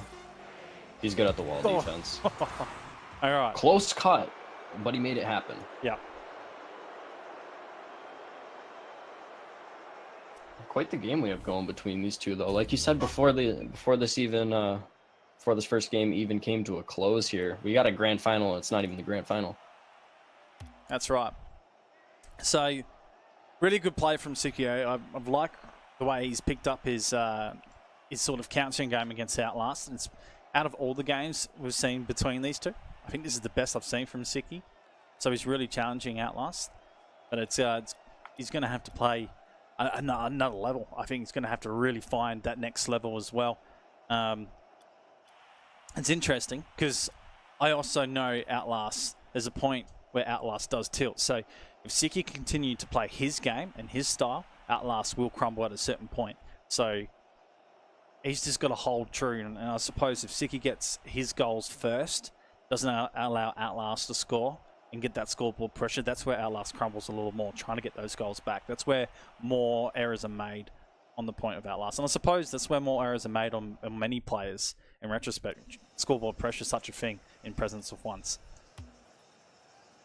Yeah, that's definitely something that I would agree with. There's a huge mental game in ones is basically what I would have to say about it. Every little interaction that happens out on the field, it just goes straight into your head and you keep thinking about it and keep thinking about it. It's really a game of who can remain the most cool, who can trust themselves to take what they train and apply it on the field. Like Siki, at the beginning of that game, he was definitely doing that. He was remaining very cool in a lot of situations where both players had pressure on each other at the same time. Siki ended up being the one with the most level head, and he'd end up coming out on top, able to convert a couple goals here and there, make some big saves as well. So if Siki, like you were saying before, Biza, is able to just remain cool, possibly even find that next level and get a couple of early goals, then maybe Outlast will start tilting a little bit. But really, all in all, it's just going to come down to who has the most level head, who makes the least mistakes, and we're going to find that out right here in game number 2. This guy knows what's going on. It's about Siki getting these early goals and not allowing us to start. Fortunately, he gets the first. It's off the wall, brings it down to the floor and control. And getting the first goal in ones is huge. We were talking about scoreboard presence literally 7 seconds ago. Getting that first goal can be a huge confidence booster, big demoralizer if you end up getting scored on yourself. We're seeing a little bit of a bumping game come into sort of a kickoff movement, and this is really good by Siki. Able to get the control off the wall. Do we get this bump? No, we don't. So off that kickoff, Siki gets bumped, but then he's able to get that control back onto the ball coming off the wall, and he does really well to get himself back into position to score that equalizer. It's really clever. 1-1. Siki's confidence regained. He remained very level-headed there in that 1-0 situation. Looks like he's going to be slowing it down as well. With his camera angle, he can't quite see Outlast. Does get a very nice dribble, though. Gets the flick as well. Watch from his player view, though. Doesn't see Outlast. Turns that ball just a little bit to make sure he can see him. I really like it, what he did with that. Just like you said, turned, did that slight play view, then sized up where the goals were, and certainly that flick, powerful downfield Outlast, definitely never get into that. And for once, we actually see him sort of receiving the treatment that he usually dishes out to a lot of the players he versus. This time he's got the ball in hand. First, does pick up 12 on the way through. This is almost to his advantage. Siki does clean him up. Gets a couple seconds here on the reset. Outlast. Could have almost put a fake into that perspective, because Outlast don't have had much boost to be able to play that. Just sitting flying across the goals. Never know. So far, Siki hasn't. Oh, man. That one hurts. I could see what he was trying to do. He wanted to play it around and out. I'll talk about my comment in the moment that I wanted to make, but that one, ouch. Yeah. And Siki, he had his measuring equipment out on that defense too. He had such good defense earlier. Brought it all the way down to the blue side of the field. Just ended up crumbling for him at the end. There's a factor I haven't seen from Siki, and it'd be interesting to see where he could go with this game. He should be able to get no good save from Outlast. I would like him to see at a point where if you get Outlast demoed and he has to reset back on the line, why not put a fake into the game? Just take that ball, flip it up, take it over the top. Outlast at the moment doesn't think Siki's going to fake it. Why not bring it into the game? Definitely catch him out, get yourself a goal. You just got to find a prime opportunity for it, and it would definitely help. I mean, Outlast, he's so good at playing that shadow defense. That's why his success rate in these 1v1 cup games is so high. Speaking of which, he's going to gain himself the lead once more, 3-2. This is really hard for Siki to save. Stretching, 100%. trying to get it to the crossbar. Good shot from Outlast, really putting the pressure on at the moment. 3-2 at the moment, 3 minutes and 9. The clock off is the head to the middle. Outlast again looking for control. Oh my goodness. Oh my. Just to have that presence of mind. Oh my. Who knew and what have you done with Outlast? I don't have words. We're just going to continue on here with 3 minutes remaining. That's what we're going to do. Oh, just off target. Outlast with the read. Able to scoop it up, though. Flicks it over Siki as well, but Siki, he has some speed. Doesn't matter. The velocity Outlast just put behind that ball. Oh, man. How does he get such powerful flicks like that? Top 10 questions scientists still haven't answered. Do you think Psionics is going to answer it for you? Psionics, please. This is my only, that's the only question I ever want answered. How does Outlast get such powerful flicks with that stock tane? Now, Siki had a fair bump, and it was the positioning of that play, but then went on to strike on goal and went wide. Oh my goodness, Oh Outlast over my the top Lord. again! My goodness, we're going to his play of view this time. Up off the ceiling, he gets a small little touch here, then goes underneath, over the top of Siki. There is no stopping him at the moment.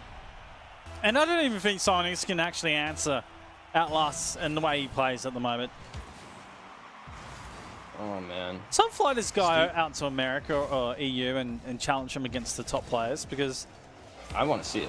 I want to see it too. He's starting to destroy. I want to see that. Set to destroy, I think, maybe? I really have. I just. Words are really hard to describe Outlast. That's basically it. There's just no describing this man at the current moment. Currently eclipsing nearly everybody in the OCE region with his 1 versus 1 skills right now. As much as Siki is getting that bump game on, the demo game on, and playing as best as he can his defense, these little extra maneuvers that Outlast is pulling off, apart from the occasional error, just catching Siki out at the moment. He does get one back here, and there's the error from Outlast. This is the only thing that undoes. Get the English right, boys. Literally Undoes is right. I Is think. it? I really. It's probably the way I'm saying it. I'd go with undoes. Or undone, really, for Outlast. Ooh. This is nicely placed by Siki. That's about positioning and how much you can gain from this. And this is the fake. This is where he needs to lift the ball. Yeah, right there. Oh, he's got him if he can Perfectly get around done. quick enough. Yes. Nice. Right Nice. there. So Siki, Outlast expecting to go right side. Well, actually, I think he was thinking a fake was coming, but he wasn't sure. You could see he was in two minds about where he wanted to go with his car. I mean, one thing led to another there. I think, at the very least, Outlast wanted to put that up higher so he could buy himself some time. That was so close to being another goal. That would have definitely sent Outlast over the tilt edge. But it looks like he has a bit of a chance here. Not a lot of boost. Good drive at that. He can make it happen with 0.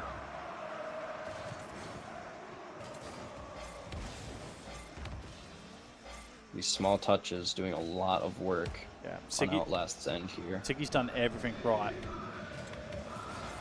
Oh, didn't quite get the flick he was looking for. That's what I see with Siki sometimes. I mean, it's not very often, but he seems to do it more often than a lot of players here. He just goes for that flick, but he doesn't get the flick. He gets the pop, but not the actual flip onto the ball. Oh, a little bit of BM 360s from Outlast, and it's still not going to go in. Siki with not enough speed on the car to get a touch onto that ball. No, that ground pinch. There's another thing Siki's not checking, and it's his mirror. The time's gone as well. So it was 30 seconds of plays that he was making. Outlast is going to get a ceiling. No, he hasn't got the position for it. That will end this game. Siki will drop down into the lower final. Outlast will book himself into tonight's final. And a shout out to Dumbo. Thank you for the host. That's meaning Dumbo is done for the night. Shout out to Dumbo as well. Well, you want one in chat? So Outlast booking himself into tonight's grand final and going through, and Siki will get his second chance up against Torsus next, which is our next game. Torsus has got himself through, and he's taking out Steve in the losers round 5. So it's Torsus and Siki to have a crack at it. And do they play? No, it was Torsus that played Outlast. So if Torsus can beat Siki, it's redemption for Torsus to wherever he can get his chance back at Outlast in the final. Well, that'll be interesting, wouldn't it? Oh yeah, 100%. Especially in the same tournament, getting a rematch like that, it's gonna be something.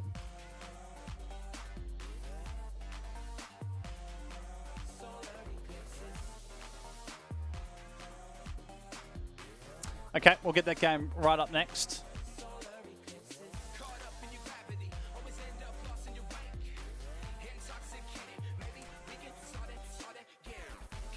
Siki and Torsos are going to be going up against each other in the losers round 6, the losers final. I see.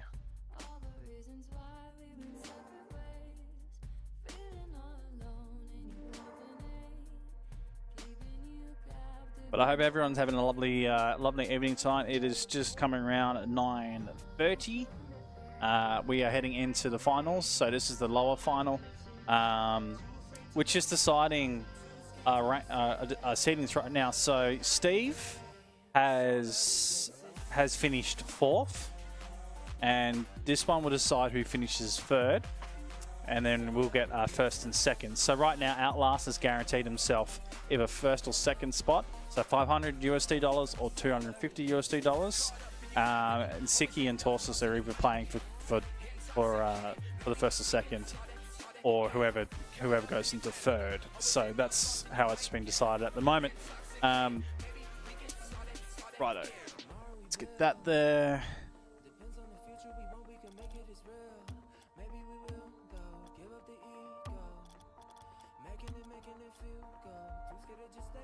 Was good fun.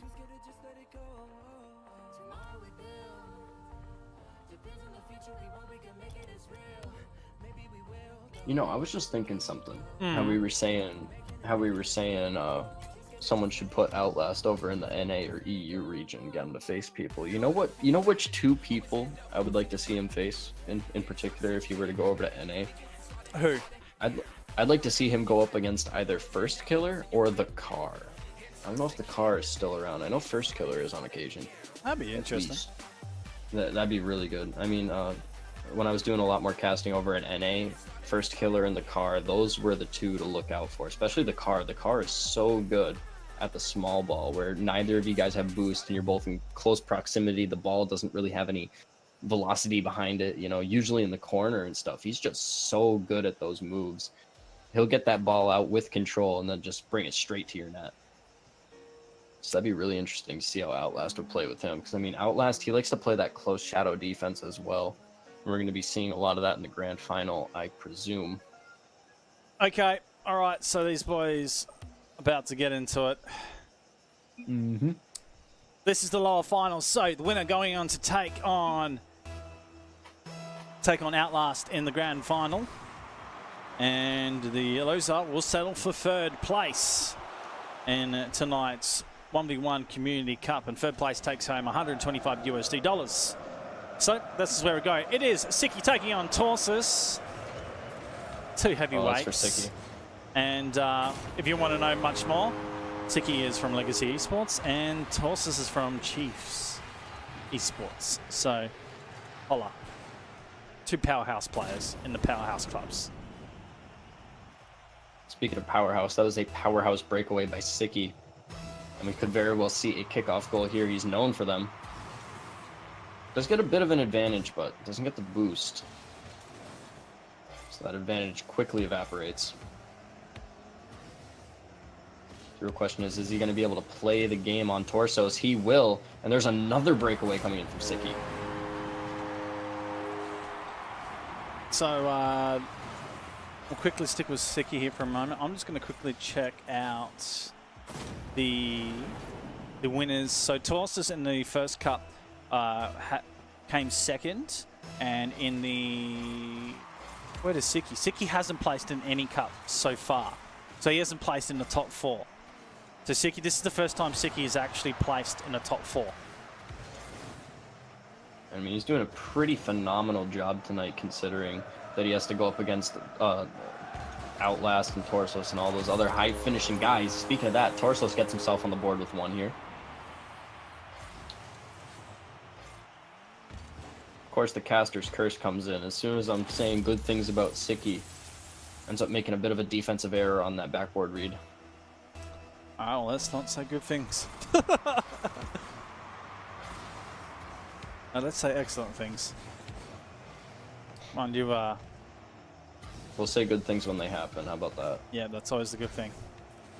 Oh, didn't quite get that flick, though. That's a recurring theme with Siki. We talked about it the last game, as he gets demoed by Torsos. Doesn't quite get those flicks all the time. The one thing we can look from Torsus is speed. He is so quick. And he will always hit that ball with some finesse and some speed as well. But also, you remember the game we saw him in? Just the impossible flicks with the nose. That's something we're going to see as well.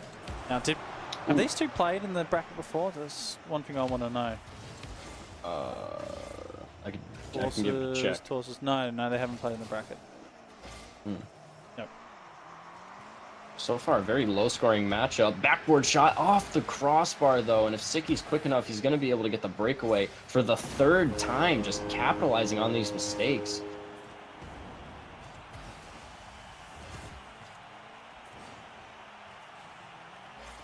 All right, that one downfield. Siki just so good. He's so good at those. 3-1 right now, coming down the 3-minute mark. Torsus. He always has a custom name, but tonight he's going with a Choke Meister. I thought I'd give it a twist. Meister. But he's called himself Master. Meister? Olaf Yeah. Meister? The old monster. I said a question mark before he started the game. I said your name, question mark, and he goes, "What? It's true." And I'm like, "Okay, go with it." I'm going with it. Torsos is better than me, so I don't know, man. I don't know either. He's better than me. And clearly, Nice little he's quick clearly fire looking corner. pretty good right now with that flick. Have a look at it. Oh yeah. 1 goal differential. It may not Pretty be the low choke monster. scoring game. Maybe it's a mind game. Mind game for all. Maybe it's Maybelline. I knew that was coming. Oh man. Can't Yeah, believe you yeah. went there. Torsos is not living up to his name right now. What? I feel like leaving right now. Why? Why'd you go there? Because I'm ultimate. that's what I do. You know the, this by it's the it's the ultimate tilt. Hold on, hold on. Where is it? Oh, you're loading up the. Yeah, it's happening, mate. I'll let you do it. Yeah. Absolute trash from Edgy Murphy, by the way. Oh, man. No. Just what? There you go. Thank you. What? No. Man, that one was a little. That wasn't as good as the soundboard one. So, just in case you guys are wondering, Edgy Murphy has done some pre-recordings, and I've got a soundboard. So,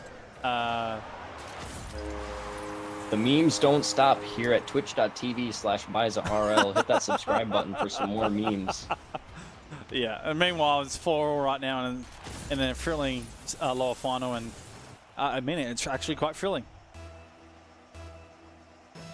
I'm actually a little bit surprised that it's tied up here. Yeah. I'm not. Thought These somebody two are actually really top competitors, and they do always have battles, so I'm not surprised. I figured it's somebody close. was just going to get a break. It's another contest that once is not in a position to be able to make a save. Siki trying to get back around, and Torsus gets the speed over the top. There it ends. Fair bump play on. Under 2 minutes. Get to see the real kickoff goals come into play as of yet in this one. A lot of fair reads off the kickoff, Edgy. Torso slowing it down, bring it towards center, gets the pop as well. No flick required there. Torso's up 6-4. He's starting to get that break. Where did Siki go wrong with this? He was sort of rolling.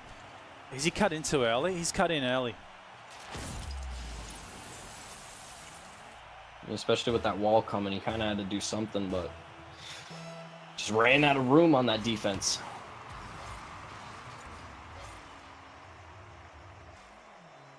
So Siki's going to hold here. Wait for Torsus to make a move and almost gets That was risky. almost gets the pinch in. This is also risky. Actually played it back for Torsus here. Gets the demo with the speed. Doesn't like the air game, just keeps it to the ground. Allows Torsus back for some recovery. He plays the goal line perfectly, able to grab the boost as well and stays out for the moment. So Torsus with 2-goal lead with red time approaching. Looking for a goal, won't find it. Siki with the defense. Oh, he's going to have a shot here. Opts to go for the dribble, but Torsos is there with the read. Siki with that defensive pressure, scooping up that ball early, forcing Torsos back. He's got some boost to work with here, but he ended up losing control of the ball just a split second before it would have been opportunistic to make the shot. And because of that, Torsos is going to capitalize.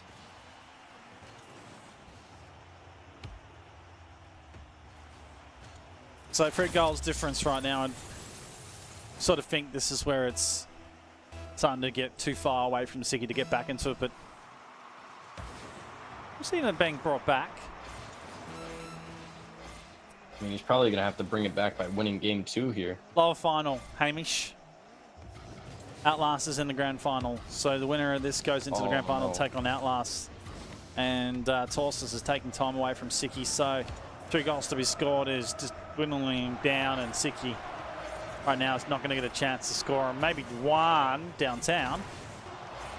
Torsus plays that cleverly, able to cut it off. So it will be a result here for Torsus. Just in the first game, it is best of 3. So plenty more to be played. Sicky's just got to change something here. I Yep. think it mostly has to do with where he's applying the pressure. Because sometimes he tries to apply that pressure once he's lost control of the ball and Torsos is chasing it down. I mean, Sicky, he'll try to get the demo onto him. He'll try to steal the boost, but it just doesn't quite work. He's already one step behind Torsos by that point. So You know, I think he's got to move that pressure to somewhere else on the field then, different plays. you know, it's even savage. The Nightbot has slapped Sicky saying, "You need to pull your finger out, son." Nice one, Nightbot. Oh, Torsos with the advantage, going to go for the immediate shot. Sicky looking for the save. He's able to get it off of the goalpost as well. What a way to open up game number 2 here in the losers final. Well, that is a fantastic save coming from Sicky, and now he should be able to capitalize on this. He's got great speed going to the goal. Torsos won't be able to get for that. Well done. No problem. Absolutely No great. problem. Absolutely great play for Sicky. Defensively, you don't see it in the replay, but getting back to save that, just perfect. Perfectly done. Yeah, that was insane. Absolutely insane. Got just enough on the ball. Torsos does have the advantage off the kickoff, though. Again, gets the boost. Doesn't quite get the angle that he's looking for, though. Sicky could very well capitalize here, but looks like he's not going to follow that one up. And there is the mistake from Torsos. There's actually not many times you see that from Torsus. He usually makes full connection and sends the ball out, so that one is a surprise. We'll be reeling over that one. Oh well. Can't even the pass. Torsus now. Ball in sight. Ooh, well played. Keeps a defensive side. That's what you want to do. If you have someone coming really aggressive at you, just put the ball to the left side of your car and tend to play the blocking game. Tilt the car slightly. It doesn't allow the ball to just flick off, and you can actually keep control. That's what I really like about Torsus' gameplay. He adjusts so well to an oncoming car. Oh, what a flick. Coming in from Torsos there. I think he's redeemed himself from that mistake earlier. Good speed. Did not fold under the pressure whatsoever coming in from Sicky either.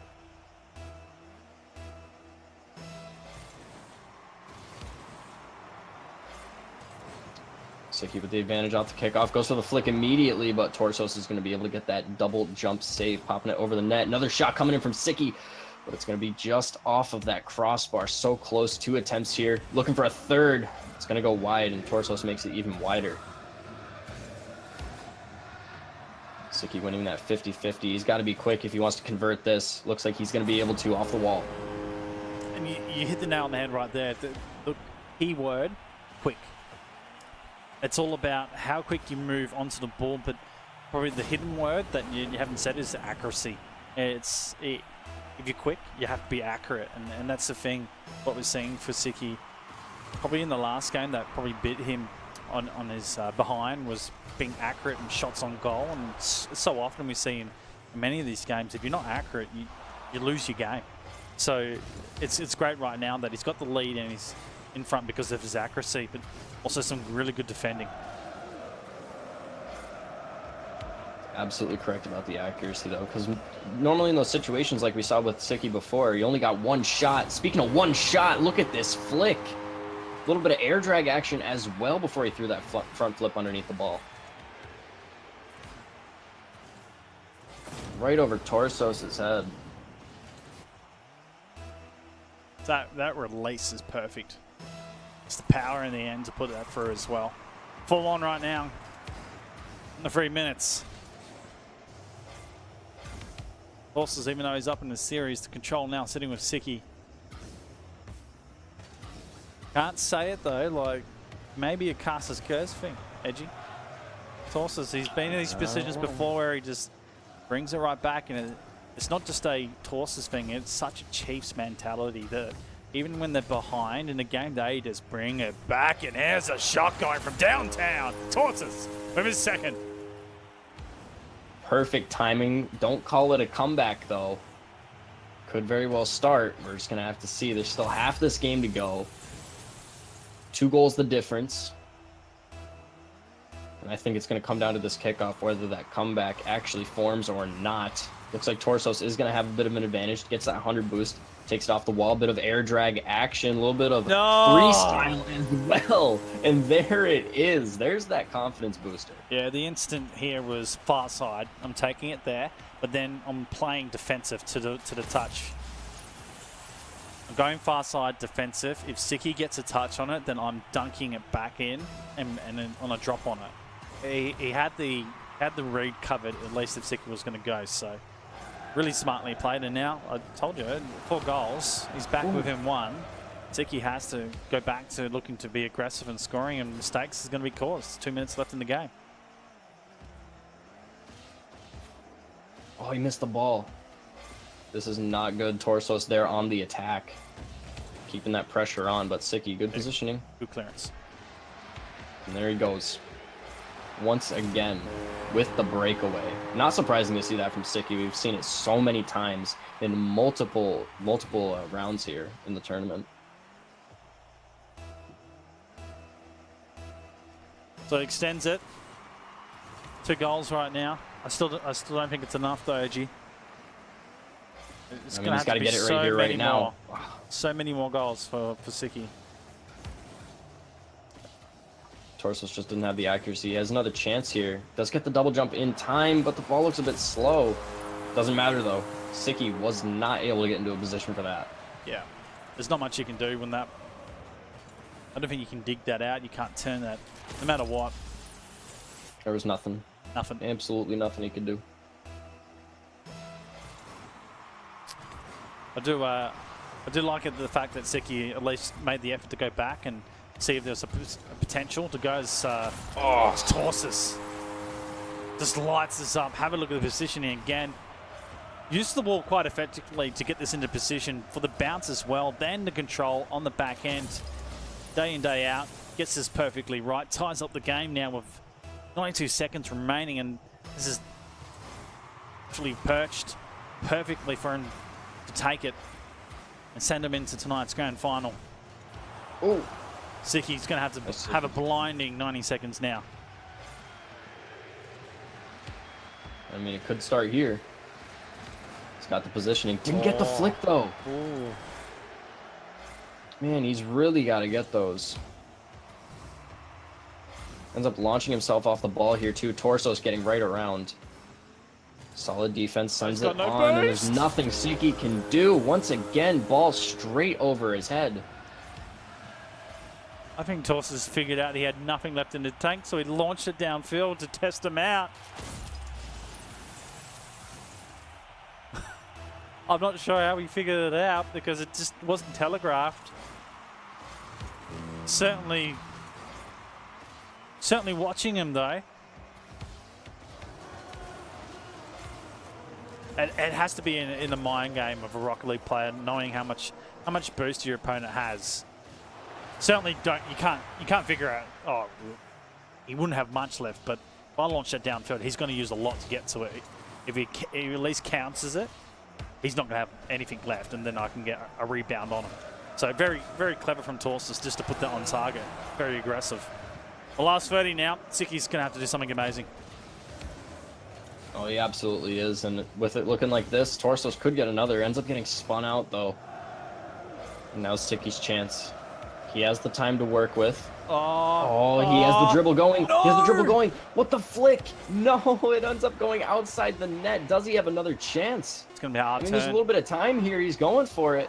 Backs up. Torsos backs up as well, but the 50-50 sends it off to the side. Ball hits the ground with 0 remaining, and that's going to be Torsos 2-0 here in the lower bracket final. He moves on to the grand final. GG's out. Torsos into the grand final, and Siki settling for 3rd place. 125 USD will go in his pocket. And shout out to Siki. There's first placement in top 4. GG's for him. So, absolute legend. So, it's Outlast and Torsos. Torsos gets his... Oh! Oh! Huh? What? Dynamo! Just resubbed for 3 months. My tier 2 sub. Hey. Yeet. Let's get some Biza. Let's get some Biza lits and Bizagasms in the chat for that. Can we do that? If you guys are a sub right now in the channel, can we get some Bizagasms? And if you're not, just PogChamps. Just PogChamp it right now. Let's go. That's all we need to do. That'll do. Perfect. Nice. Okay, we're going to get the grand final into place. It is Outlast and Torsos. This is the way it'll work. Is it a best of 5? It's a reset as well. So if Torsos wins the first grand final, we go into a second grand final. Yes, it is savage, but that's the way double eliminations work. So, Outlast, because he hasn't lost in tonight's format, he gets a second chance in the grand final. And Torsos, well, he's going to have to go the distance. But I think he has what it takes. He is a fantastic player regardless. And in the ones format, he's known for it as well. So certainly has what it takes. From what I've seen tonight, he's just got to keep his cool, keep his mistakes in check, and he'll be fine. Just got to keep that level head. Knows what's All going on. Not get himself into any dumb situations, and he'll be good. All right, so can we have a follower check right now? What are we on? 2975. This guy knows Baxter. what's going on. Yes. Oh yeah. Baxter and the Moids. Hello, how are we? Thank you for the follows, guys. So 290s, 2975. We are what, 25 followers away from 3K? Holy mollies, I'd love to get 3K tonight. Because we've got 30,000. We're over 30,000 channel views, which is awesome. 3K followers at the same time would be even more sexy. But you know what? It's okay. I love that we've got one. The second will be just a kicker. Be an absolute kicker. Let's set up for the grand final regardless. Let's get there. Let's get a more hype song.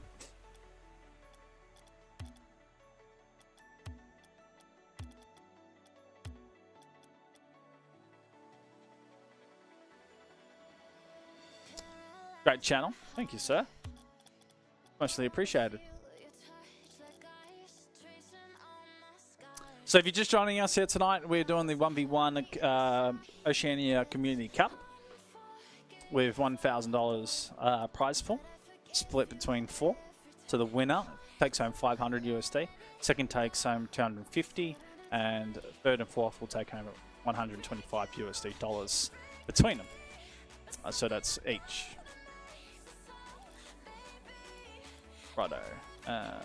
Team settings, that's correct.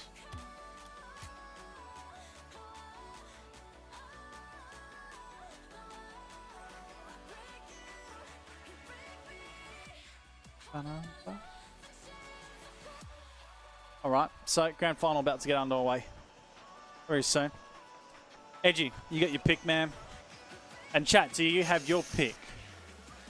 That's what I would like to know. Who is chat's pick right now? You guys, who are you picking for tonight? I mean, it really depends on how the beginning of the games go. If Torsos is able to cause a ruckus and get Outlast to tilt early on, then he's got a much greater chance at winning the whole thing. If not, Outlast is going to outlast Torsos, I think.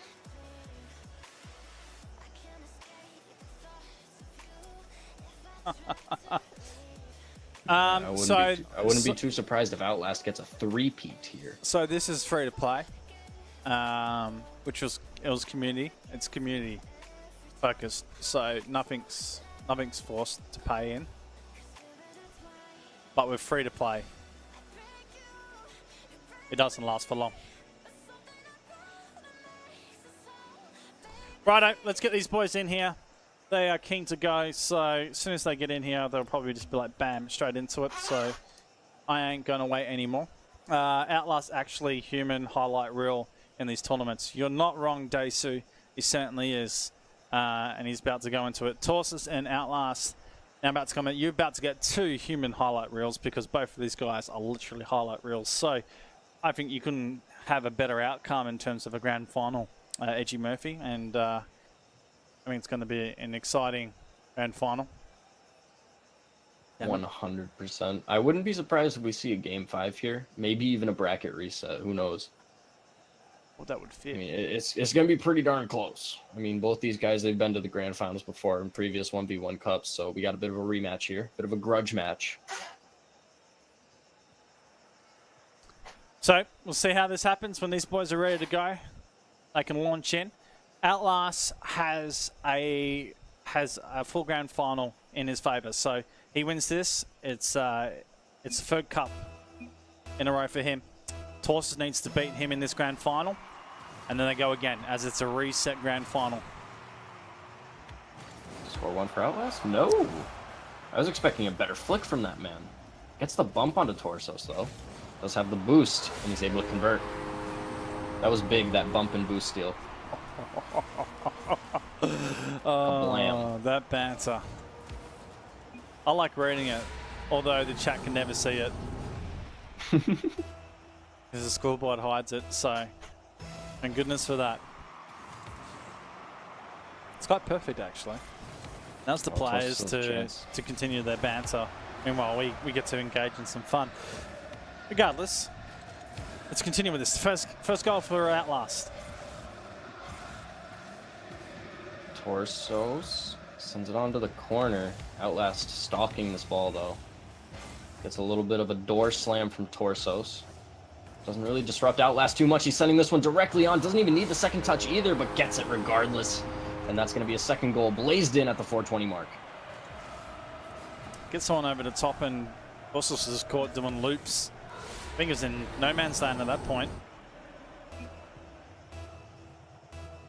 Just popped right over his head.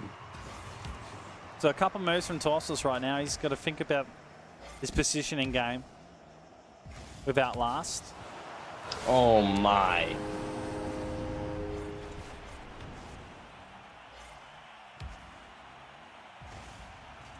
Does anybody happen to be a physicist in chat that could explain this? Are you a bit worried at the moment, mate? I just... So there's two things that happen at the start of the game. It's either we get a game that it's just hard to score, or one of these players goes extremely off the rails. And we're getting Outlast off the rails at the moment. But what I expect is this to tighten up in the next minute and Torsus really start to come back at Outlast. It's just the way this usually trends. Torsus playing in different opponents. Outlast has been sitting and waiting for it. Now Torsus should be able to get that. There you go. And there we go. Score 1 for Torsos. He's got himself on the board. Still plenty of time here as well. Only 2 goals between both of these players.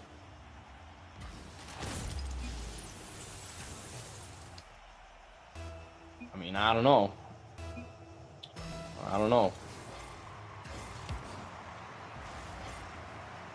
Ooh, odd bounce. Outlast, though. Like, how is this man so quick? Does use a lot of boosts around the field at the moment. Torsus heading back. Should be able to cover this. Outlast is trying to get a demo. Does get hit into the ball. Retrospect, he got speed on his own defense. This time Torsus the backflip recovery as well. We're talking about one of the most... Well, in fact, both of these two players are best mechanical players in terms of one's game in the region. Torsus picks up the goal in the corner. Outlast, what did he do here? Just got lost in positioning. Yep, nicely played by Torsus.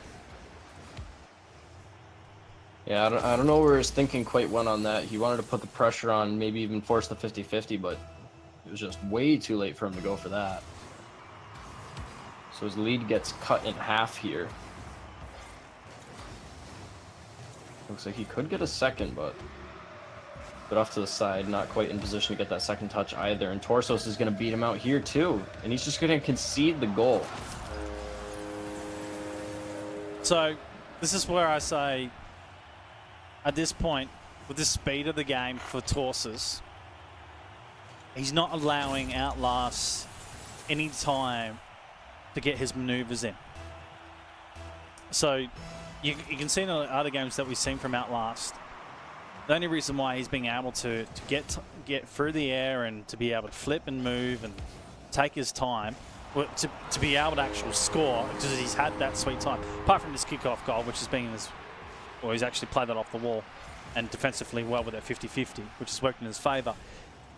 If Outlast gets time, that's where it works well for him. If Torsus can control time on the ball and take Outlast away from being able to control, then it works in his favour. And Outlast, then there goes half of his game. I mean, he's got some time now, but he's just kind of toying with the ball. He's able to get a flick. Torsos' distance ended up working out there. Torsos playing a lot quicker, like you were saying earlier, Biza. He's opting to slow it down a bit here. Playing a little bit of Outlast's game. Oh, it could very well sneak by, but no, it's going to be off of that goalpost. Now Outlast. He's going to have control here. Just under 2 minutes remaining. From the corner, a lot of small ball. Outlast ultimately the one. Yeah. To put that one into the net. I was a little concerned with what Torsus was doing here, because he said he was slowing down a little bit, and then he got caught in that corner, and Outlast very quickly just turned on the boosters and got that one back out. So he's now extended that lead to 2. We're talking about that speedy game between these two. It's sort of where they've been both going. Expected to be quite frenetic between them. I can't really pick them apart. The defensive game between both of them is actually quite enthralling too.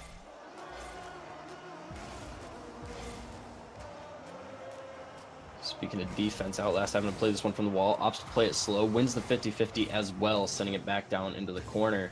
Does he have the shot, though? That is the question. Opts to go for the fake. But Torsos reads him right through and just goes for it. Oh, back wall. Oh, man, I really wanted to see that ground pinch. Ended up getting saved out there by Torsos. He's going to find himself on the offense. Oh, flicks it over, and it's going to find its way in regardless. Pinching off of that crossbar. Yep. So he's made the real dangerous attack. Outlast just had to make some type of attempt to get a pinch off the crossbar. Wanted to see if he could try and get that back out, but it's gone against them in that play, and Torsos an opportunity now.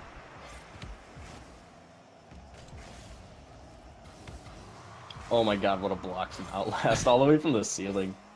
I didn't know what was going to happen with that, and Torsos is giving him a goal off that.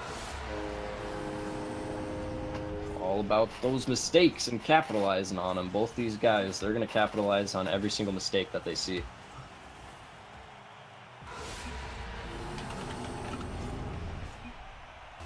Hold up, can they see a chat? Yeah, that's a thing now. Pretty recent. I had no idea that could. Yeah, so now I can banter with them. Oh, Outlast just did him so dirty. Oh, poor Torsos. Boop. Bop. And when you have such a quick recovery coming off the floor and being able to get back up to the ball, it's really advantageous. So 7-4 at the moment, 30 seconds remaining. Torsos not out of this game, but quick goals required. Ceiling game here. Certainly not out of it. Oh, yes. Beautiful. Yes, the flick to it is perfect. Couldn't wait, had to flick to it. Perfect. Torsos loves doing those mid-aerial flicks as well, just to get to the ball. They're beautiful to see. I like those plays. You don't see a lot of them.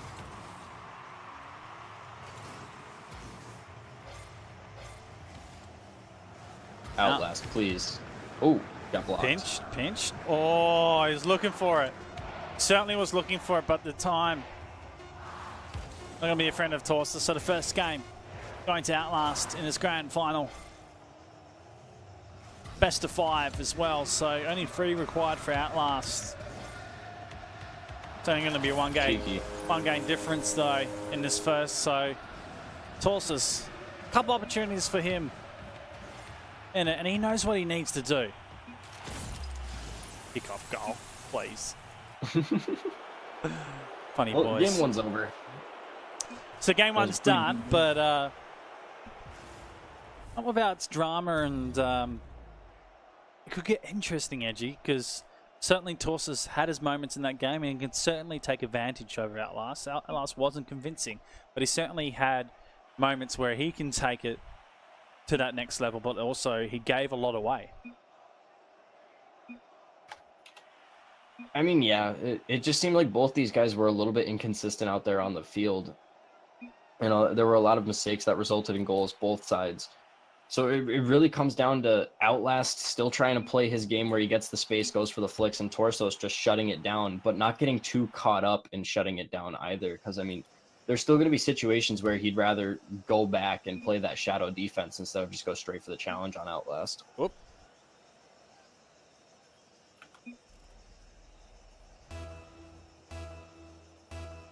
So we're going to be getting into game number 2 here. I see an interesting camera angle over on the Twitch stream, but it appears that issue has been rectified. Yeah, I just Ceiling shot coming in from Outlast. Doesn't get it, though. Easy fake. I kind of feel like that wasn't calculated, but it just ended up working in his favor.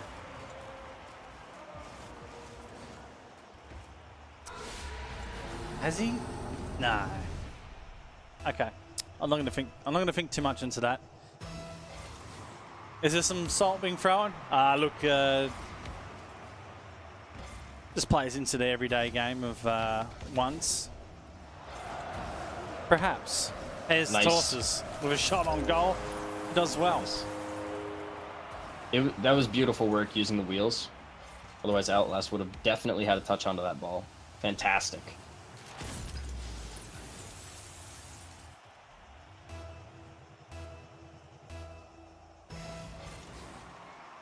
So 1-0 in the game, in the series so far, 1-1.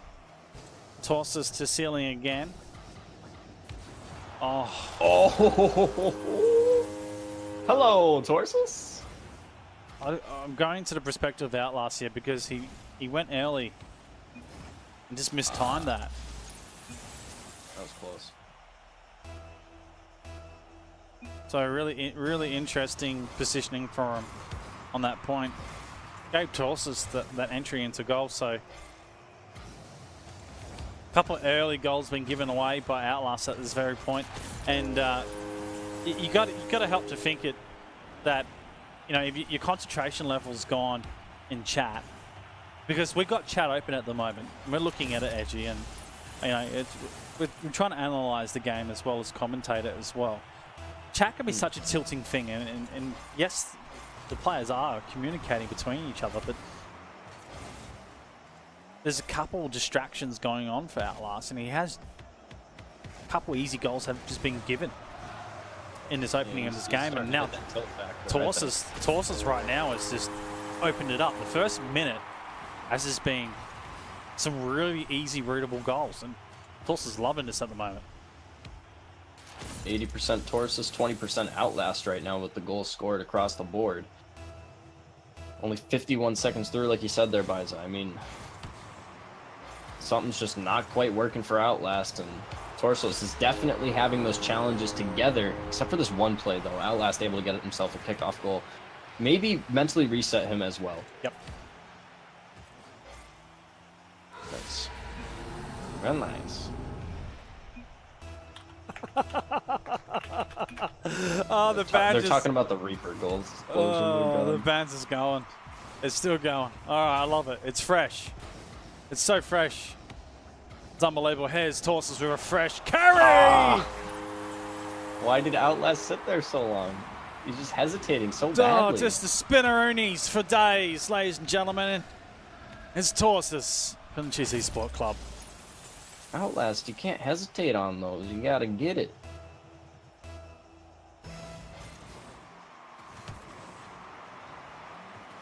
Torsos with possession of the ball, though. Taking it from the wall. Opting to do some fancy maneuvers. But Outlast is going to get a piece of that. The real question is he going to be able to capitalize? Do I? Pretty tough for him to do so, but it's going to end up being an own goal from Torsos. What is happening? Do I dabble in this market and say, is Outlast playing with Torsos right now? Do I dare say it? And say he's about to bring this game into a whole nother level, and Torsos just doesn't see this coming. Oh, could get swung around though. Torsos doesn't have the boost for that. Oh god. Oh no. No. Oh, I was hoping for a ground pinch. What, on the side of the car? I've never seen that done before. That would be amazing. Anyways, Outlast. The chat has decided for now, so these players get a little bit more serious into the game. Outlast, though, down by 2, needs to make a little bit more work play. Torsos, not a type of player that's going to give it easy.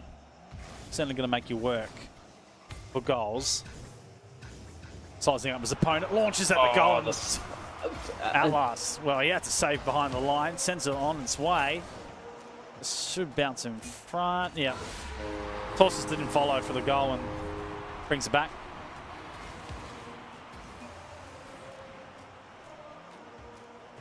Just wow. That's all I can say about these last 2 games. It's just wow. We've seen it all.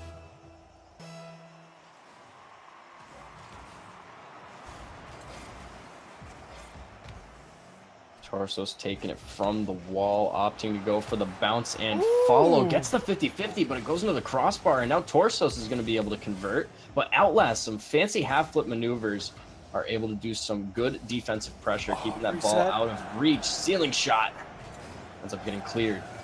Ceiling shot again, but this time from Outlast, opts to take it all the way to the ground. That's going to get cleared out by Torsos here, Biza. Interesting sort of events between both of the players, and Outlast gets right to the side of the ball, maneuvers the car perfectly to get the shot in. What a shot. Check how far wide he goes just to get that angle move. I've never seen a slice so finely cut. I swear, it has to do with that air roll. I'm seeing it a lot on these tightly cut angles like that. It's all about that air roll. Oh, and there goes the lead. Beautiful. Well, it was drawn up, and there goes the lead in terms of the Torsos front game, and now Outlast takes it. It's all about the mind game from early. Now, Torsos has got to fight for this.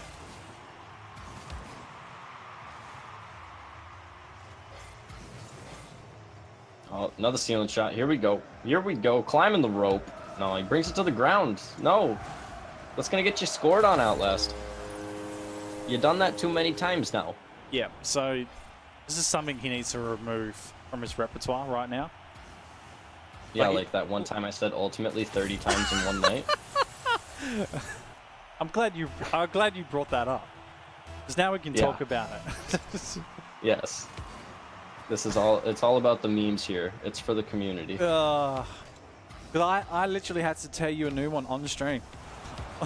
Yes. Ultimately, couldn't let it go. Please stop saying that word. I don't even use that word in daily conversation anymore. Yeah. I hate that word. Anyways, what an angle. What an angle. We can say that for like ultimately 2 seconds too there, many sorry. times as well. 7-6 right now in Outlast. Holy mollies, that's supreme. This angle caught me so off guard. I started having a miniature panic attack over that. Holy moly. He takes the Oh lead my back, God. and Torsos, he's got to fight this one again, and in the middle, this is going to be tough. Outlast is going to cut it. Ooh. Oh, Outlast played the brick wall strategy there. Didn't really work out too well on the offensive side of things. nice half flip. Oh, juke. He'll be able to... Nope. Juke. Nope. Nope. Couldn't help that one. Oh. Red time. Torsos behind him. And this will be interesting. He'll be right behind Outlast. And Outlast loves this position because he loves to get his opponents close. Oh, it's happening. It's happening. Oh, never mind. He lost it. Torsos closed that gap immediately, if not sooner. I mean, he's got another chance, but he's taken it to the ground again. Torsos is going to see that from a mile away. Inside. He has to go inside. Nice. Had to go inside Torsos, not on the far side. This has turned from professional commentating to just two dudes watching Rocket League. Oh, I'm not going to lie. Like, I don't think you can call one's game professionally. It sort of goes out the window. You're between these two players. They're doing weird and wacky, nutty things, and how can you break it down? It's just they're all over the place doing crazy things. Outlast, in the meantime. How do you describe this guy? Yes. Like, Joel Creasy, yes? You won't understand that. It's like trying to describe a musty cow, the front page of r/Rocket League, the king of. All right. I mean, you can't Yeah, you can't I really hear ya. describe a musty cow further than the king of r/Rocket League. So you can't really describe Outlast at further than like the king of OCE 1v1s, really, because I mean he's been dominating the 1v1 circuit right now. Well, he's won the first cup. He's won the second cup, and he's poised to take out the third cup In a clean sweep too. in a clean sweep. Right now, he's taking on Torsus. He is on championship point, and he's going to start with the first goal. Outlast. He's only 5 minutes away. Risky plays from Torsos there. Ended up costing him. He's lucky that was only 12 seconds into. He's got plenty of time to make it up, and he can certainly do it. It's just going to come down to whether he makes more of those risky plays or not. Oh, Yeah, that was does send it on. Puts that pressure on. Keeping Outlast at bay, buying himself a little bit of time to set up. Oh, but now here comes the small ball. Outlast sending it to the side. Following it up to center field, looking for the flick. Tries to go for the fake, but Torsos is there with a bit of a block. Ends up putting himself out of position, though. And Outlast will put that one in off of the goalpost. Just have a look where Torsus goes. Gets the height. Never couldn't get back. Boost was gone from that point. Yeah, I mean, he just trampolined off that ball. Can't let any more goals go from here. He needs to get the one back and counter. This is an important game now. Outlast is Do or all die about right now. Outlast is all about control here. Going to use every fake Oh, and my gameplay in the book, and this is one. Oh my God! Have a look at this. Straight delayed. But boom. And it's all in that air roll. What are we calling I this? swear. What are we calling that? That is a dab, like a dabble, and then a fake and a pop to the left. My It's goodness. a fake dab to real dab.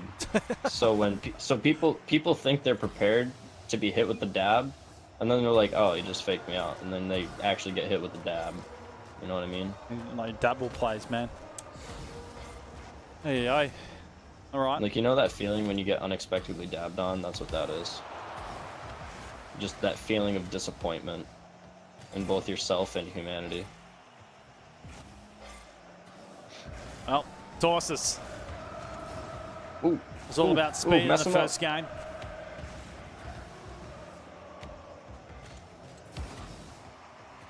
Pinchball goes far side, Outlast. They're the first to pick it up. Good the boost, didn't really need to, but not allowing Torsus any run. Rule roost around the field, just completely dominating and does pick up the 100 and back out. Outlast goes down the field. Oh my goodness. To see It's defense both sides. it's pretty much. Oh, wow. Baby. There it is. Took him way too long, though. Wave dash down and the flick up as well. He just let the ball roll up on the car and then flicks it perfectly. There we go. There we go from Torsus. There's the goal he needed. So he brought the speed into the game and waited for Outlast to get into a really tricky position that makes the goal happen. I mean, he did burn almost 80 seconds doing that, but it might be worth it, giving him a bit of confidence to go for this ladder climb. Oh my lord, straight up the wall to air dribble. Oh, yes. What happened with Outlast? Usually gets up and makes the saves as well, so rather interesting. He's down 2 games at the moment. It's full reverse sweep required from Torsus as well. Plus, he's got to go into a second grand final if he's going to win tonight. So his back is against the wall right now, Outlast. He's got 1 game away to victory. That's a sweet $500 in the bank for him. That's USD as well. Oh, Torsos just done goofed. He got way too close there. You can catch it just at the beginning of that replay. Outlast was able to slam that one right behind him, give him the bump.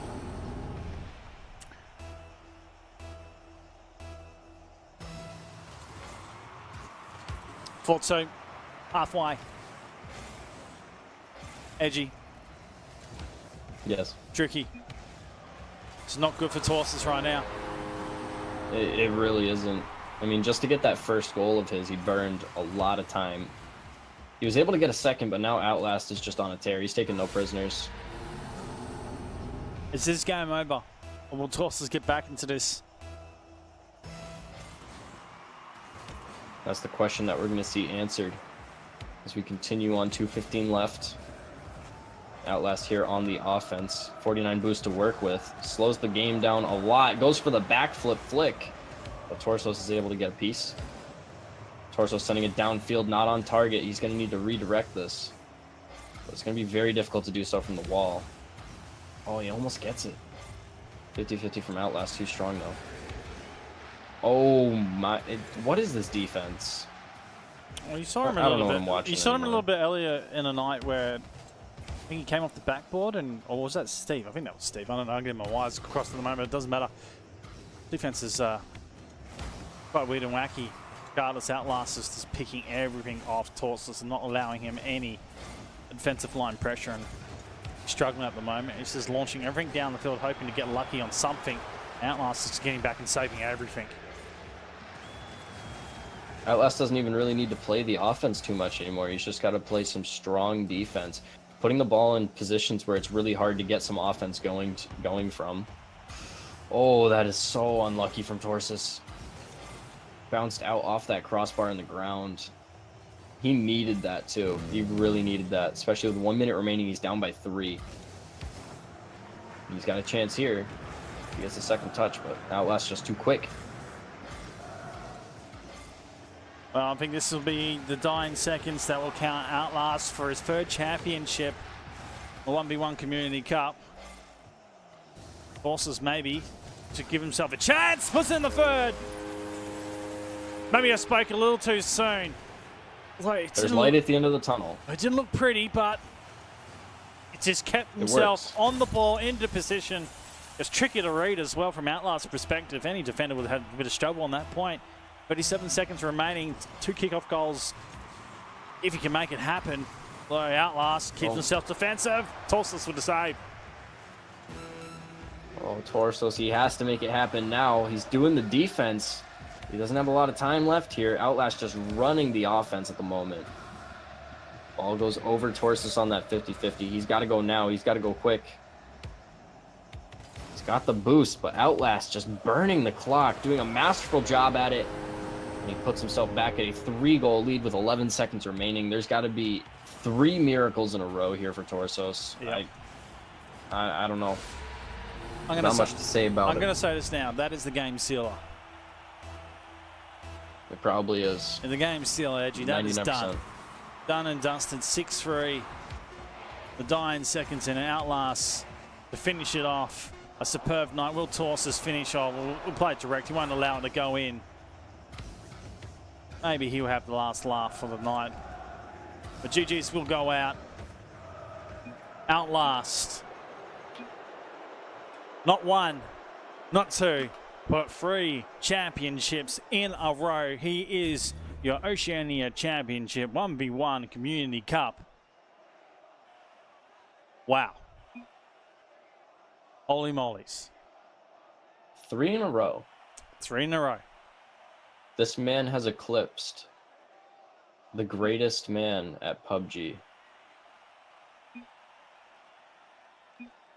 in terms of championships of lifetime.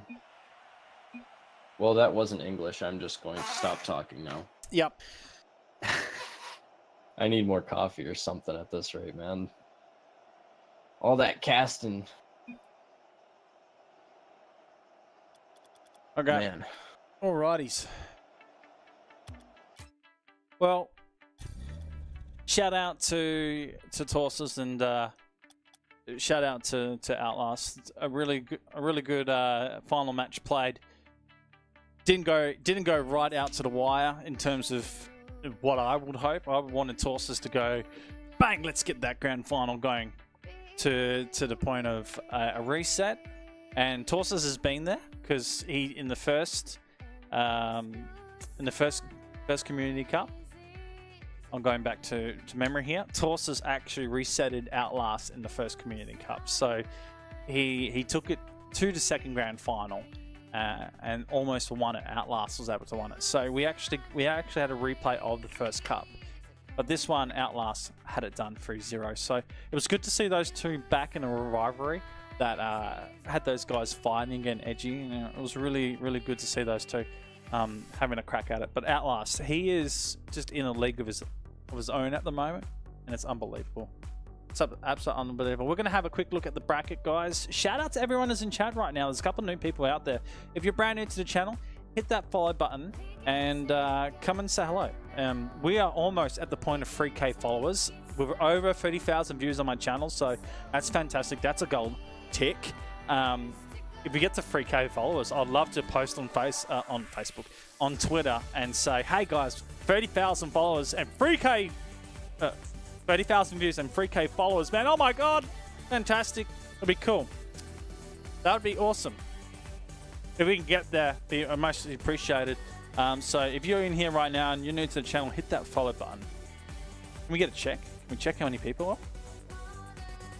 I'm gonna check. I'm checking. 2974. I refreshed like 10 seconds ago. 74. Okay. Alrighty. Alright. So here's the bracket. How is Stanford tonight? You guys can check it out yourself. Can you guys see all that? I might zoom out a little bit. I mean, you guys can see all that. So it's legible on my panel. Maybe a bit more of a zoom if you're trying to read the text, but either way. It's not much I can do with that. You can This see guy you can see that at that point. knows what's Okay, going so on. that's how the bracket sorts follow. itself out. Obviously, Siki went down to Torsus in the lower final. Really good to see the boys playing through. We went with a field of, I believe, we went. Our boys, good start to break down the bracket for the night. We went in with a field of 14. 2 of players weren't able to play tonight. Also, our subs weren't available for the cup of 3. These cups are held in Europe and NA.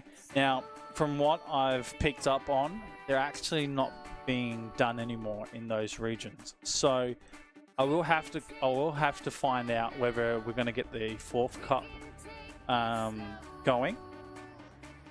We'll have to find out. So I would like to get the 4th cup going, but I don't know if the K, the $1,000 will be there. So listen, guys, I will confirm it. If you want to know more, ! Discord, there is a room. I'll let you guys know in the next couple days where we'll have a qualifier going in to the next into the next cup, which is cup number 4. There was $4,000 allocated to the Oceania region. So far, we've done 3 cups, which is $3,000. So we have 1 more left, which is the plan to do. So I'll make sure we can try and get that. Get it out of here? Okay, Jimmy. No worries, bud. Jeez, Jimmy. Someone sort Jimmy out.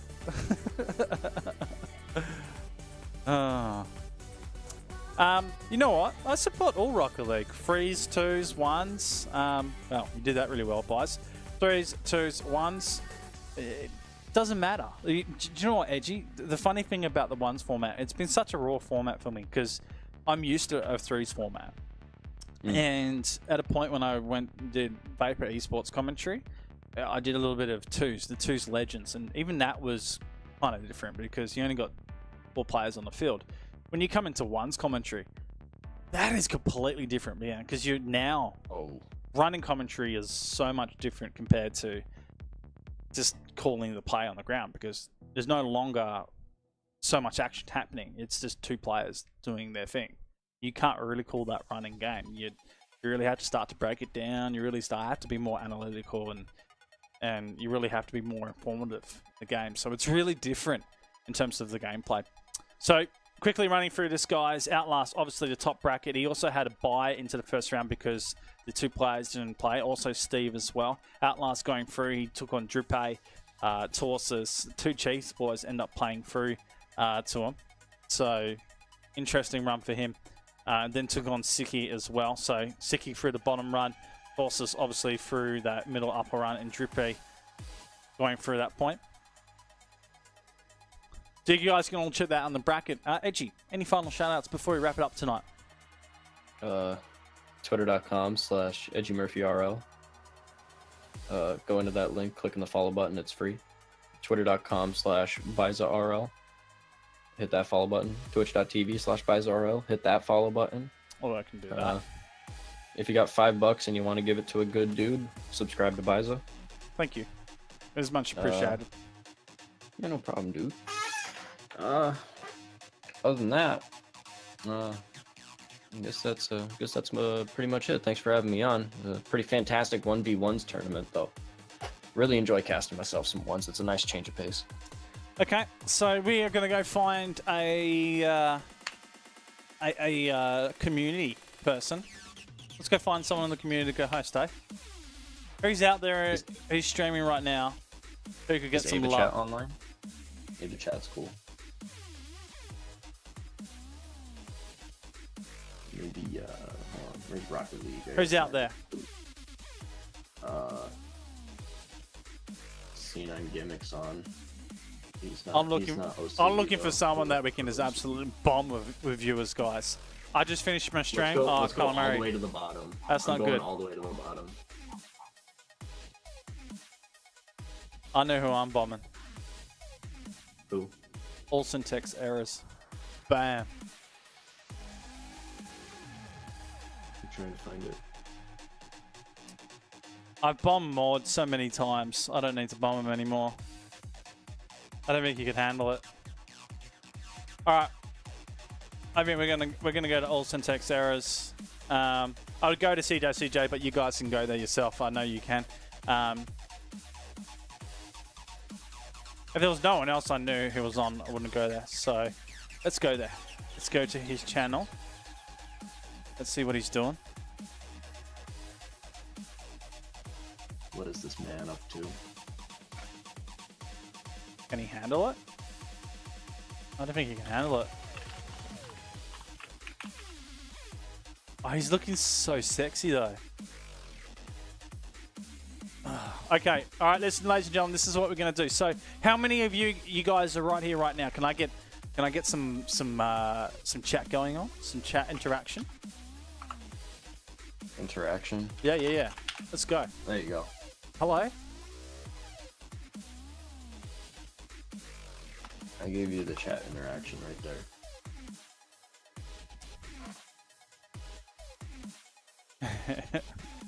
Righto. Oh, shit. Fuck, boys. You screwed that up. Hey, Language, this is a family broadcast. I've screwed that up. I've screwed it up. I literally put right in his channel. So we're going there anyway.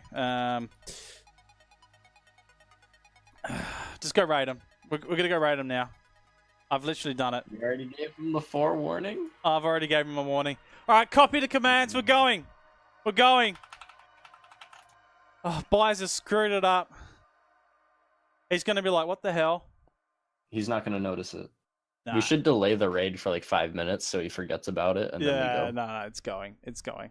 All right, guys, thank you for coming by. I've literally screwed that up, but thank you for a lovely night. I'll let you guys know Uber Cup 4's happening. It's been a pleasure running them. It's been lots of fun. Shout out to Outlast again for being a champion, man. He's been absolutely great. But also shout out to the top 4. Tonight it's Outlast, Torsus, Siki, and Steve that are our top 4. All right, I'll see you guys a little later, probably in a couple of days' time with another stream. Having plenty of fun. Thank you for coming by. Edgy Murphy, been a pleasure once again. We're going to put this raid on. I'll catch you guys a little later. Bye.